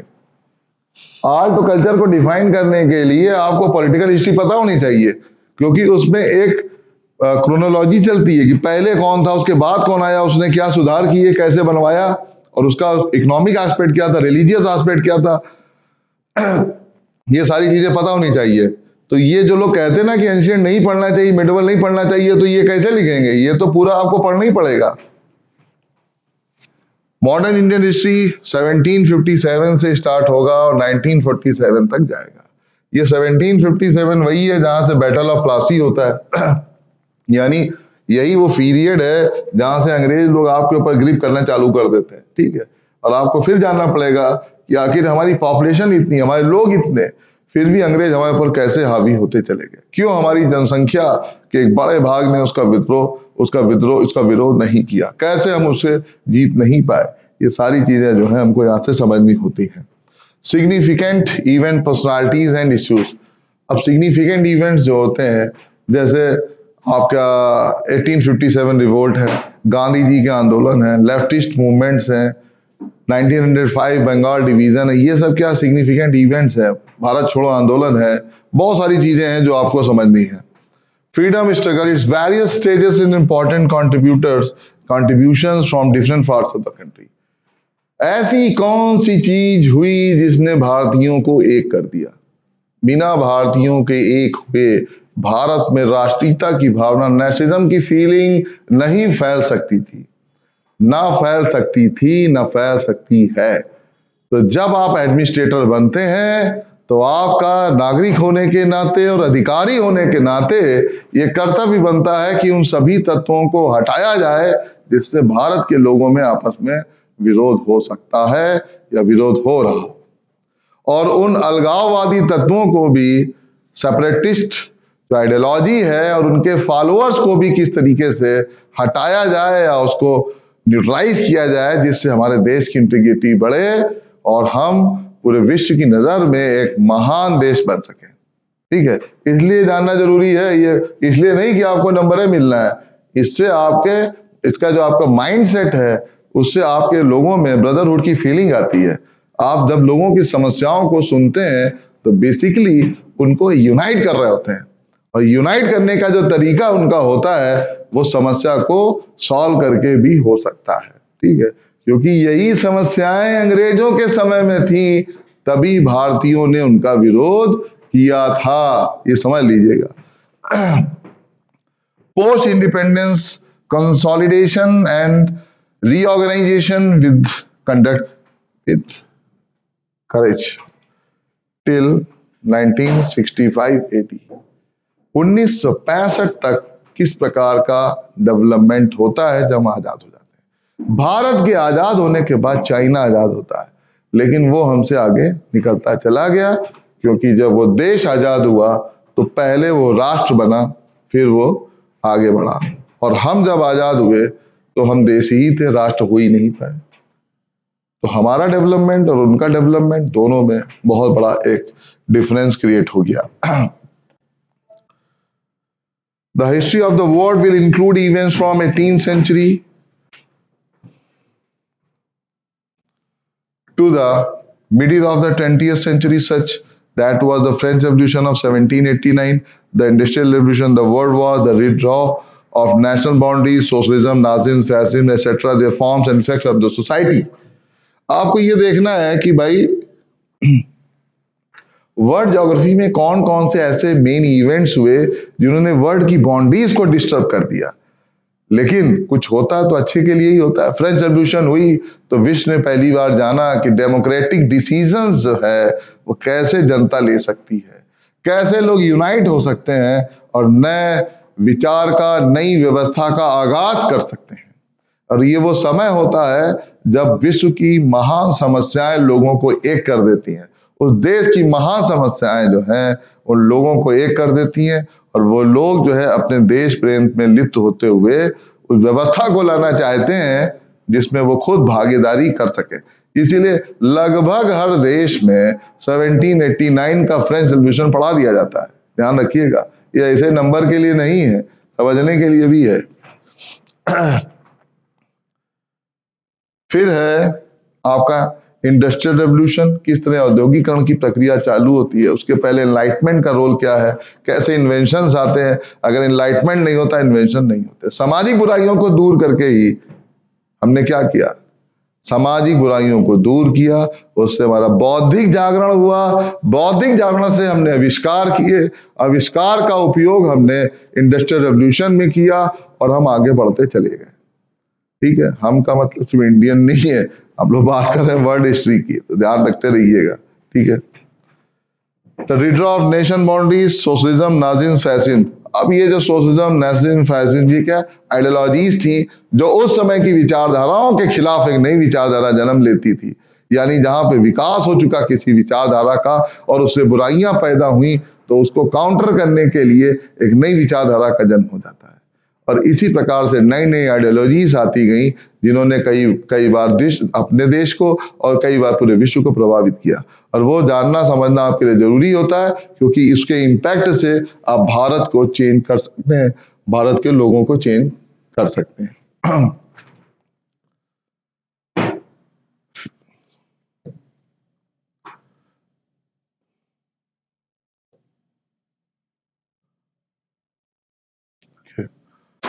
फिर है silent feature of Indian society and culture, role of women of society, women's organisation. लोगों का, महिलाओं का रोल क्या है, महिलाओं का होना क्यों जरूरी है, महिलाओं के अधिकारों से हमको क्या मिलेगा, ये सारी चीजें इंडियन सोसाइटीज से समझ में आती हैं। Population and associated issues, poverty and developmental issues, organisation, their problems and their remedies. समस्याएं होंगी, उनके कुछ कारण होंगे तो कुछ निदान होंगे, निदानों के लिए नीतियां बनेंगी, नीतियों के लिए राजनीति है, राजनीति को प्रभावित करने के लिए नेता है, जनता है, ऑर्गेनाइजेशंस है। ये सब भी आपको पढ़ना है, लेकिन किसमें? इंडियन सोसाइटीज में। और इंडियन सोसाइटीज में जब आप पढ़ते हैं तो समाज की पुरानी, नवीन, मध्यकालीन सभी बुराइयों को, आवश्यकताओं को, आविष्कारों को जानते हैं और उनको आगे बढ़ाने या समाप्त करने के लिए कोई ना कोई स्टेप लेते रहते हैं। Meaning of liberalisation, privatisation, globalisation and their effect of economy, polity and social structure. ये जो तीनों शब्द दिए, liberalisation, privatisation and globalisation. Liberalisation का मतलब क्या है? उदारता। सरकार उदार होगी कि हम उदार होंगे? सरकार उदारता की बात हो रही है, हम लोग तो वैसे उदार रहेंगे। सरकार कितनी उदार रहेगी? प्राइवेटाइजेशन, प्राइवेटाइजेशन तो आप जानते ही हैं, ये कोई नया वर्ड नहीं है, बहुत तेजी से काम कर रहा है। ग्लोबलाइजेशन, भूमंडलीकरण की प्रक्रिया किस प्रकार से पैदा होगी, किस प्रकार से लोगों को जोड़ेगी, विश्व से आपको कैसे विकास को जुड़वाएगी, आप किस तरीके से विश्व के अलग अलग देशों की विकास की अवस्था में शामिल हो सकते हैं, कैसे वो देश आपके यहाँ आ सकते हैं, कैसे वो इन्वेस्टमेंट करेंगे। आपके ज्योग्राफी को जानने के बाद, आपके पॉपुलेशन को जानने के बाद, आपकी इकोनॉमिक स्टेटस को जानने के बाद, आपका माइंडसेट जानने के बाद, अभी जैसे उत्तर प्रदेश में ग्लोबल समिट हुई, G20 समिट हुई, ये सब देख के क्या लगता है, ये सब इफेक्ट किसका है? ये इसी पढ़ाई का है, तभी तो हम लोग कर रहे हैं। ठीक है। फिर social environment, communalism, regionalism and secularism. अब सोशल इंपावरमेंट में क्या है? समाज किस प्रकार से आगे सशक्त होगा, उसके लिए हेल्थ, एजुकेशन, नेशनलिज्म, ये वाला नहीं, लड़ाई झगड़े वाला नेशनलिज्म, मतलब देश की प्रक्रिया को कैसे बढ़ाया जाए, देश में कैसे इंटीग्रिटी लाई जाए, ये सारी चीजें। कम्युनिकेशन, उनकी लिटरेसी, उनका एजुकेशन, रोजगार, इकोनॉमिक्स, ये सारी चीजें जो है इसमें आती हैं सोशल एम्पावरमेंट में। कम्युनलिज्म, सांप्रदायिकता को किस तरीके से रिमूव किया जाए, कैसे खत्म किया जाए, कैसे वो लोग, वो नेता, वो लोग, वो उनके क्षेत्र, उनके वो अंतर्राष्ट्रीय समर्थक, कैसे उनको न्यूट्रलाइज किया जाए, ये सारी चीजें कम्युनलिज्म में देखते हैं। और कैसे उनको जो है पार्टनरशिप दें सोसाइटी में, नेशन में, विश्व स्तर पे, घरेलू स्तर पे, ताकि ये जो सांप्रदायिकता की भावना है वो हट जाए। फिर सेकुलरिज्म को कैसे डेवलप किया जाए। हाँ, ये बात अलग है कि सेकुलरिज्म जो है इंडिया का अलग है, एशिया का अलग, पूरे एशिया का अलग है, अमेरिका का अलग, सब जगह सेकुलरिज्म अलग अलग है। और यूपीएससी से क्वेश्चन भी आए हैं। Distribution of major natural resources of world, water, soils, forest in references of South and South East Asia with special reference to India. Factor responsible for the location of industries. समझिए India का role Asia के साथ क्या, south East Asia के साथ कैसे है, उसके डिस्ट्रीब्यूशन को लेकर के, रिसोर्सेज के डिस्ट्रीब्यूशन को लेकर के। अगर किसी देश के पास कुछ ऐसा नहीं है जिससे उसकी पॉपुलेशन परेशान हो सकती है और हमारे देश उस समस्या को सॉल्व करके आगे बढ़ सकता है, हमारे व्यापारियों को, लोगों को कुछ फायदा हो सकता है, उन सारी चीजों को जानना और अपने देश में जिस चीज की कमी है उस कमी को कैसे पूरा किया जाए, इसके लिए प्लान बनाना, पॉलिसीज बनाना, लोगों को जोड़ना, विदेशों को जोड़ना, कंट्रीज को जोड़ना, ऑर्गेनाइजेशन को जोड़ना, समूहों को जोड़ना, एनजीओ को जोड़ना, ये सब यहाँ से सीखने को मिलता है। Silent feature of the physical geography, earthquake, tsunami, volcanic activity, cyclone, oceanic currents, winds and glacier. बहुत इंपॉर्टेंट चीज है ये जो अर्थक्वेक, सुनामी की बात कर रही है, ये आप कई वर्षों से देख रहे हैं और हम हमेशा अलर्ट मोड पे हैं कि कब कौन ऐसी नेशनल हैजार्ड, राष्ट्रीय आपदा आती है तो उसमें किस प्रकार का रिएक्शन करते हैं। अंतरराष्ट्रीय लेवल पे जो राष्ट्रीय आपदाएं आती हैं उनके प्रबंधन को लेके कौन कौन सी सोसाइटीज हैं, भारत में कौन से ऑर्गेनाइजेशंस हैं, या यहाँ पे अगर प्योर ज्योग्राफी की बात करते हैं तो प्योर ज्योग्राफी में क्या कारण है, क्या उन कारणों का पता लगाया जा सकता है, पता लगाने के बाद तुरंत उनके ऊपर कंट्रोल किया जा सकता है, जनता को राहत कैसे पहुंचाई जा सकती है, उन कारणों को क्या रोका जा सकता है, ये सारी चीजें यहां से देखने को मिलती हैं। फिर हम लोग आगे बढ़ते हैं। government policies and interventions for development in various sectors, issues arising out of their design, implementation and information communication technology. Government policies क्या हैं डेवलपमेंट को लेकर के अलग अलग सेक्टर में। अब वैसे तो आपके पास प्राइमरी, सेकेंडरी, टर्टरी सेक्टर हैं, ये तो अलग सेक्टर है। इसके अलावा और कौन कौन से सेक्टर्स हैं जो कि इकोनॉमिक्स के नजरिए से देखे जाते हैं, जो कि पॉलिटिक्स के नजरिए से देखे जाते हैं? उन सेक्टर्स में गवर्नमेंट कैसे इंटरवेन कर सकती है, कैसे उसको आगे बढ़ा सकती है, कैसे हेल्प दे सकती है? गवर्नमेंट ने कौन सी पॉलिसीज बनाई, कौन से नियम बनाए, उनको याद करना, उनके अंदर कौन से प्रोविजन थे उनको याद करना, किसने इंट्रोड्यूस किया उनको याद करना, उसके इम्पैक्ट क्या थे उसको समझना, ये सारी चीजें इसमें आती है। इसकी प्रैक्टिस हम कराते रहेंगे। Development processes, the role of NGOs, self help groups, various groups and associations, donors, charities, institutional and other stakeholders। ये ऐसे लोग हैं जो गैर सरकारी हैं लेकिन समाज के, देश के, प्रांत के, जिले के सबके विकास में अपना योगदान देते हैं और कई प्रकार की सामाजिक, आर्थिक, राजनीतिक समस्याओं को दूर करने का प्रयास ये कर चुके हैं, कर रहे हैं। लोगों की मूलभूत आवश्यकताओं, उनके व्यक्तित्व के विकास के लिए इनका रोल क्या रहता है, समाज के जो अनुपात हैं, जनसंख्या के, लोगों के, धर्म के, जाति के, उनके बीच में ये किस प्रकार से अच्छा काम कर सकते हैं, ये सारी चीजें यहाँ से जाननी है और उनको लिखना है। Welfare schemes for vulnerable sections of the population by the central and states and the performance of these schemes, mechanisms, laws, institutions and bodies constituted for the protection and the betterment of these vulnerable societies। Central और state की perform जो होती है, performance schemes में कैसे होगी, किस प्रकार के नियम कानून बनाए जाएंगे, उनका मैकेनिज्म कैसे होगा। मैकेनिज्म का यहाँ पे मतलब है इनको कैसे लागू किया जाएगा, कैसे बनाया जाएगा, क्या समाज के बड़े से हिस्से को फायदा होगा या कुछ लोगों को फायदा होगा या सबको फायदा होगा, इसको समझना। ठीक है। Issues relating to the development and management of social sector services relating to the health, education, human resource। ये तीन चीजें, हेल्थ, एजुकेशन, ह्यूमन रिसोर्स, ये तीनों आपस में जुड़ी हुई हैं।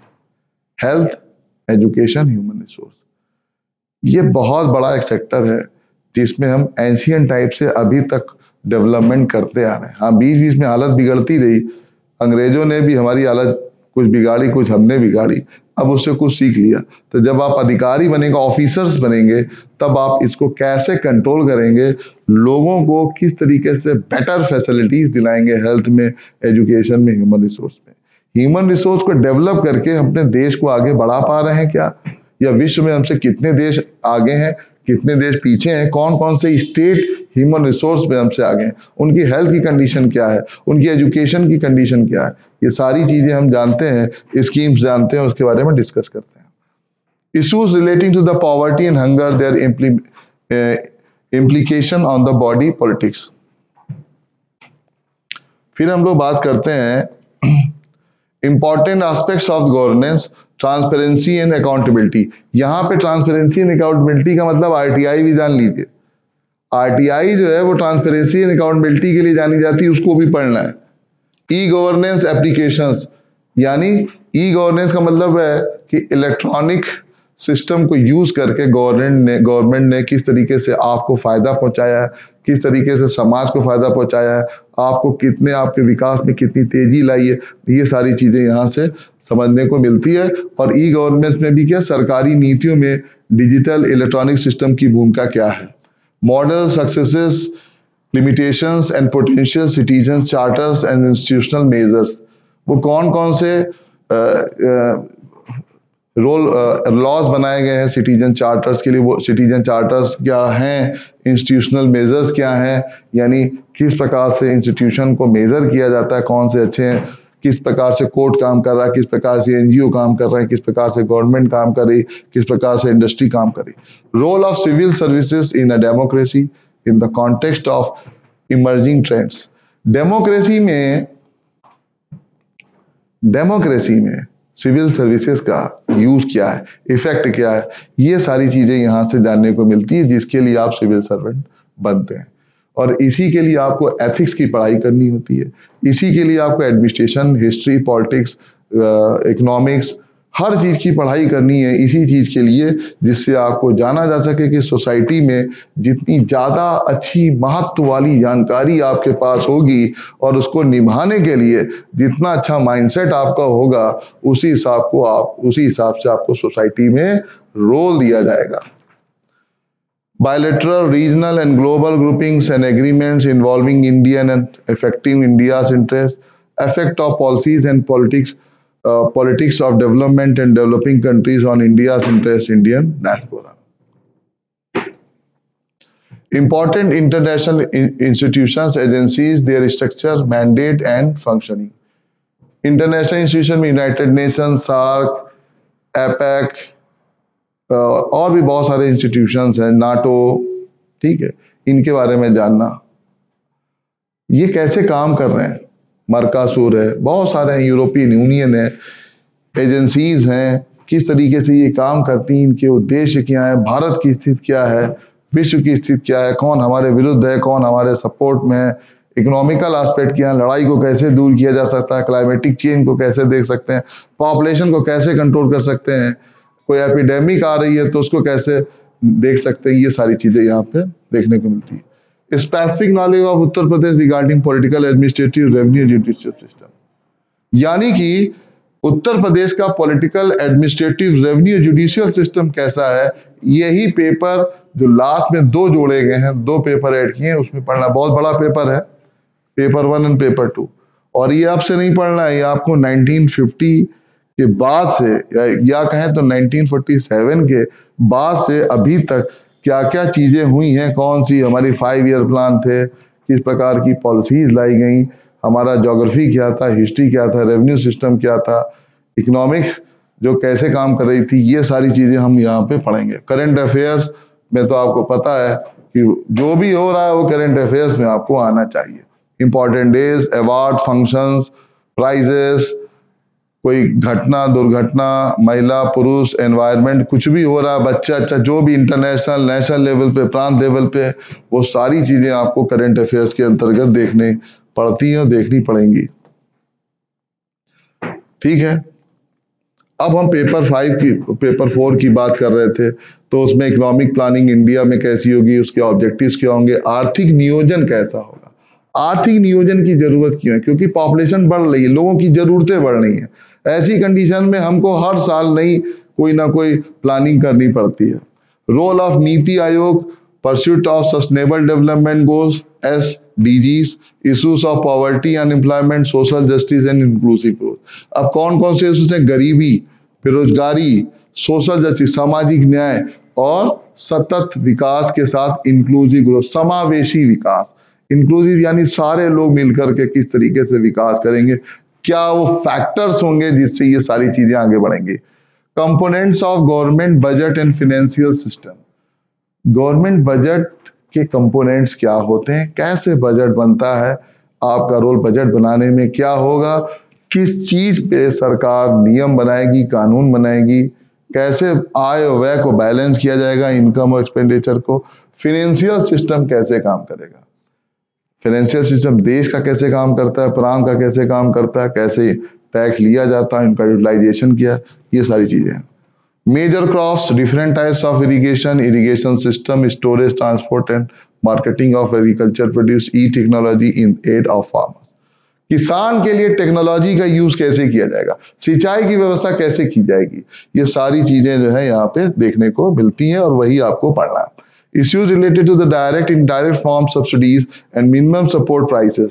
मिनिमम सपोर्ट प्राइस किस लिए होता है, किसान के लिए होता है, कि किसान जब फसल की पैदावार करता है तो सरकार उसके लिए न्यूनतम समर्थन मूल्य तय करती है ताकि उसका शोषण ना हो, और वो उसके बीच में आपका रोल बहुत इंपॉर्टेंट होता है जब आप ऑफिसर बनते हैं, IAS बनते हैं, PCS बनते हैं। पब्लिक डिस्ट्रीब्यूशन सिस्टम, राशन पानी कैसे मिलेगा, ये पब्लिक डिस्ट्रीब्यूशन का हिस्सा है, गवर्नमेंट इसके लिए सालों से काम कर रही है, उसके ऑब्जेक्टिव्स क्या थे, फंक्शनिंग क्या थी, न्यूट्रिशंस क्या थे, रिवैम्पिंग क्या, issues of buffer stocks and food security, technology mission in agriculture, कैसे बफर स्टॉक पे काम किया जाता है, फूड सिक्योरिटी की जरूरत क्यों है, जब भारत की पॉपुलेशन लंबी रफ्तार से तेजी से बढ़ती जा रही है। खाद्यान्न की समस्या विश्व की समस्या तो है ही, भारत की समस्या ना बने इसके लिए फूड सिक्योरिटी बहुत जरूरी है, और उसमें एक आईएएस या पीसीएस का रोल क्या हो सकता है उसको समझना। Food processing and related industries in India, scope and significance, location, upstream and downstream requirement, supply chain management. जब आपके यहाँ बहुत सारी खेती होती है, बहुत सारी फसल होती है, तो उसमें से लाखों टन सड़ जाती है, बर्बाद हो जाती है। तो ऐसी कंडीशन में लोग अपनी इनकम को बढ़ाने के लिए और एग्रीकल्चर प्रोड्यूसर्स को सिक्योर करने के लिए कौन कौन सी टेक्नोलॉजी यूज करते हैं, कौन कौन सी नई टेक्नोलॉजी आ रही हैं, ये सारी चीजें इसमें पढ़ाई करनी पड़ेगी आपको, और उसके आंसर भी लिखने पड़ेंगे। Land reforms in India since independence, भूमि सुधार बहुत जरूरी।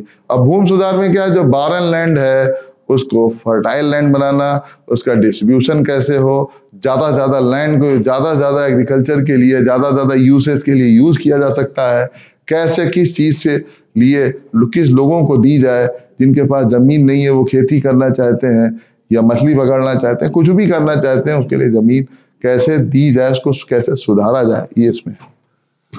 Effects of liberalization and globalization on the economy, changes in the industrial policy and their effects on industrial growth. उदारीकरण और भूमंडलीकरण की जो प्रक्रिया है उसमें सरकार का रोल क्या है, किस प्रकार से प्राइवेट इंडस्ट्रीज काम करती है, सरकार किस प्रकार से क्या आपसे अपेक्षा रखती है, इंडस्ट्रीज क्या अपेक्षाएं रखती हैं, उसमें एक सिविल सर्वेंट की क्या भूमिका होती है, किस प्रकार से वो सारे स्ट्रक्चर को, उस कंपोनेंट को समझता है, ये इसमें आपको आना चाहिए। इंफ्रास्ट्रक्चर में देखें तो energy, ports, roads, airports, railway, ये भैया 5 इंपॉर्टेंट चीज।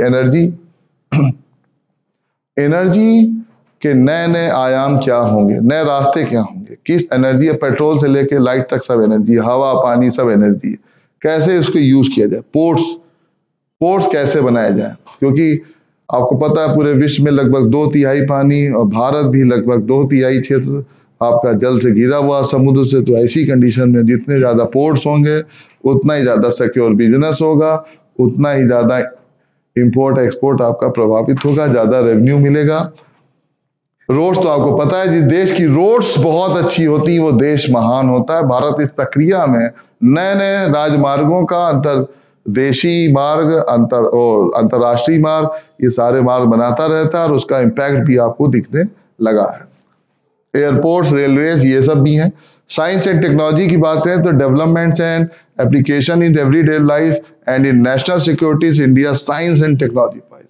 भारत में आपके जीवन में टेक्नोलॉजी का यूज किस प्रकार से हो रहा है, चाहे हेल्थ है, चाहे एजुकेशन है, चाहे बिजनेस है, चाहे फूडिंग है, चाहे इंटरटेनमेंट है, सारी चीजों को इस नजरिए से देखना, और विशेषकर हेल्थ में, ये आपको जानना बहुत जरूरी है। इसीलिए साइंस टेक्नोलॉजी से जुड़े हुए क्वेश्चन जो होते हैं ज्यादातर करंट अफेयर से और स्टैटिक जीएस से होते हैं। ठीक है,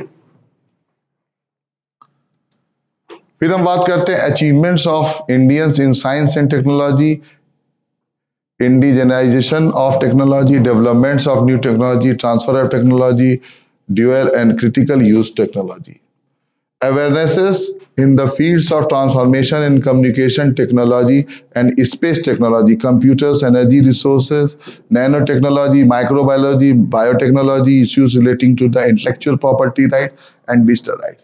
ये बहुत इंपॉर्टेंट है। बौद्धिक संपदा, आपने कोई टाइटल लिया, पहले से कोई ले बैठा, आप नहीं ले सकते। बासमती का पेटेंट, हल्दी का पेटेंट, कई चीजों के लिए हम जूझते रहे। हमारे देशवासियों ने बहुत सारे आविष्कार पहले कर लिए थे, लेकिन हमको इंटेलेक्चुअल प्रॉपर्टी राइट के बारे में नहीं पता था, कॉपीराइट के बारे में नहीं पता था, तो वो आज दूसरे देशों के पास चले गए।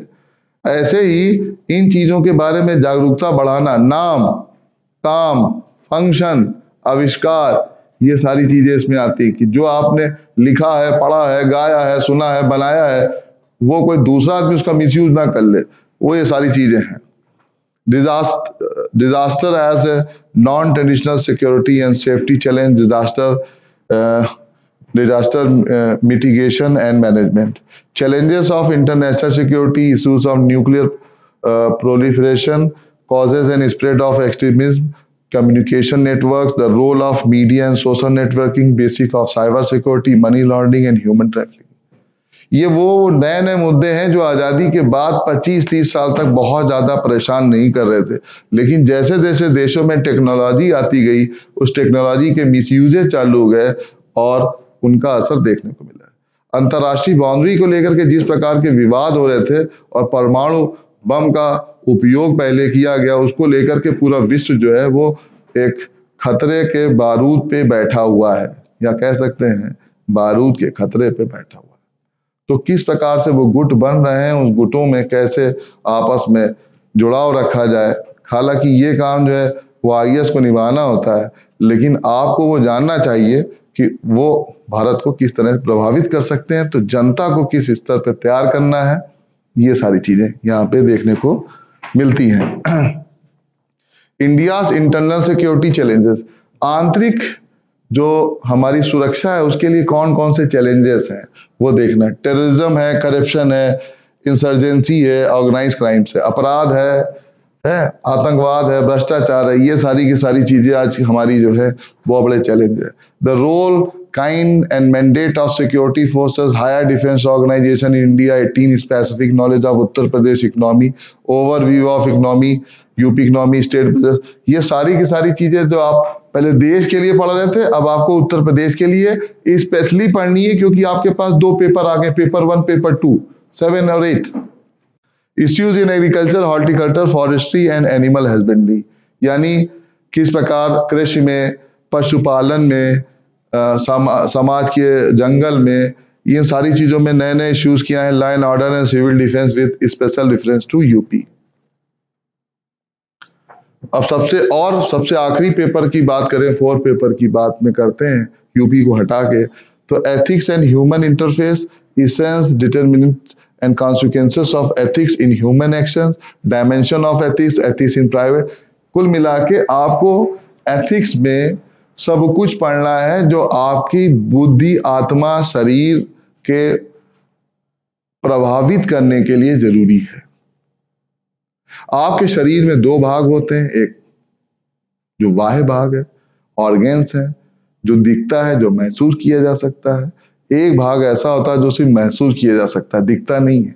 आत्मा, खुशी, दुख, ये सब नहीं दिखता है, लेकिन इनके उपयोग से, इनके प्रभाव से हमारा शरीर, समाज का शरीर, देश का शरीर सब प्रभावित होता है। तो ये पेपर है, बहुत बड़ा पेपर है, इसमें आपको कई सारे फिलोसफर्स को पढ़ना है, कई सारे उन एथिकल ओपिनियन को पढ़ना है, आइडियोलॉजी को पढ़ना है, जिनका उपयोग हम अपने सामान्य जीवन में कर सके। हम का मतलब है सिविल सर्वेंट, कैसे वो अपने आप को उसमें बैलेंस रखेगा, ये सारी चीजें यहाँ पे पढ़नी पड़ेंगी। और फिर हम लोग बात करते हैं कौन कौन से सब्जेक्ट से, खैर अब सब्जेक्ट हट चुके हैं तो इनका रोल खत्म हो गया है। इंटरव्यू की बात करें तो सबसे लास्ट राउंड जो है वो इंटरव्यू का होता है यूपीपीएससी में। जो मेंस का एग्जाम क्वालिफाई कर लेता है उन लोगों को इंटरव्यू के लिए कॉल किया जाता है, जिसके लिए इंटरव्यू के नंबर है 100, इसी में से इंटरव्यू लिया जाता है। पहले ये ज्यादा का होता था, अब ये कम का होने लगा, क्योंकि अब आपका जो डिसाइडिंग फैक्टर है वो हो गया है रिटन। तो कुल मिला के आज हम लोग इसको यहीं पे डिस्कस करना बंद करते हैं। बातें कम, काम ज्यादा, ठीक है। ये बहुत एक इम्पॉर्टेंट नारा दिया गया था अलग अलग देशों में, और भारत में भी इसको यूज किया, यूटिलाइज किया। फिर हम लोग कल मिलेंगे अपने नए तैयारी के साथ, नई योजना के साथ। तो फिर से मैं बता देता हूं कि जो लोग इसको देख रहे हैं, जिनको अच्छा लगा वो इसको लाइक कर दें, सब्सक्राइब कर दें और शेयर भी कर दें, ताकि दूसरे लोगों को भी फायदा मिल सके। हालांकि ये वर्ड मैंने पहली बार यूज किया है, लेकिन मैं कहना ही चाहता हूं कि अगर आप इसको पसंद कर रहे हैं तो अपने कमेंट दे करके हमको आगे के लिए, हमारी योजना में कुछ आपका सहयोग हो सकता हो आपके हिसाब से, जो हम पढ़ा सकें वो आप हमें बताते रहें। और हमारा एप्लीकेशन यहाँ पर मौजूद है, आप उसको डाउनलोड करके पेड कोर्सेज में जा सकते हैं, जहाँ पे हम 199 का कोर्स लॉन्च कर रहे हैं, जो कि आपका सिंबॉलिक मनी है।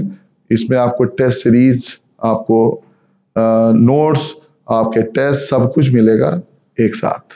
ठीक है, तब तक के लिए धन्यवाद, नमस्कार, फिर हम लोग मिलते हैं।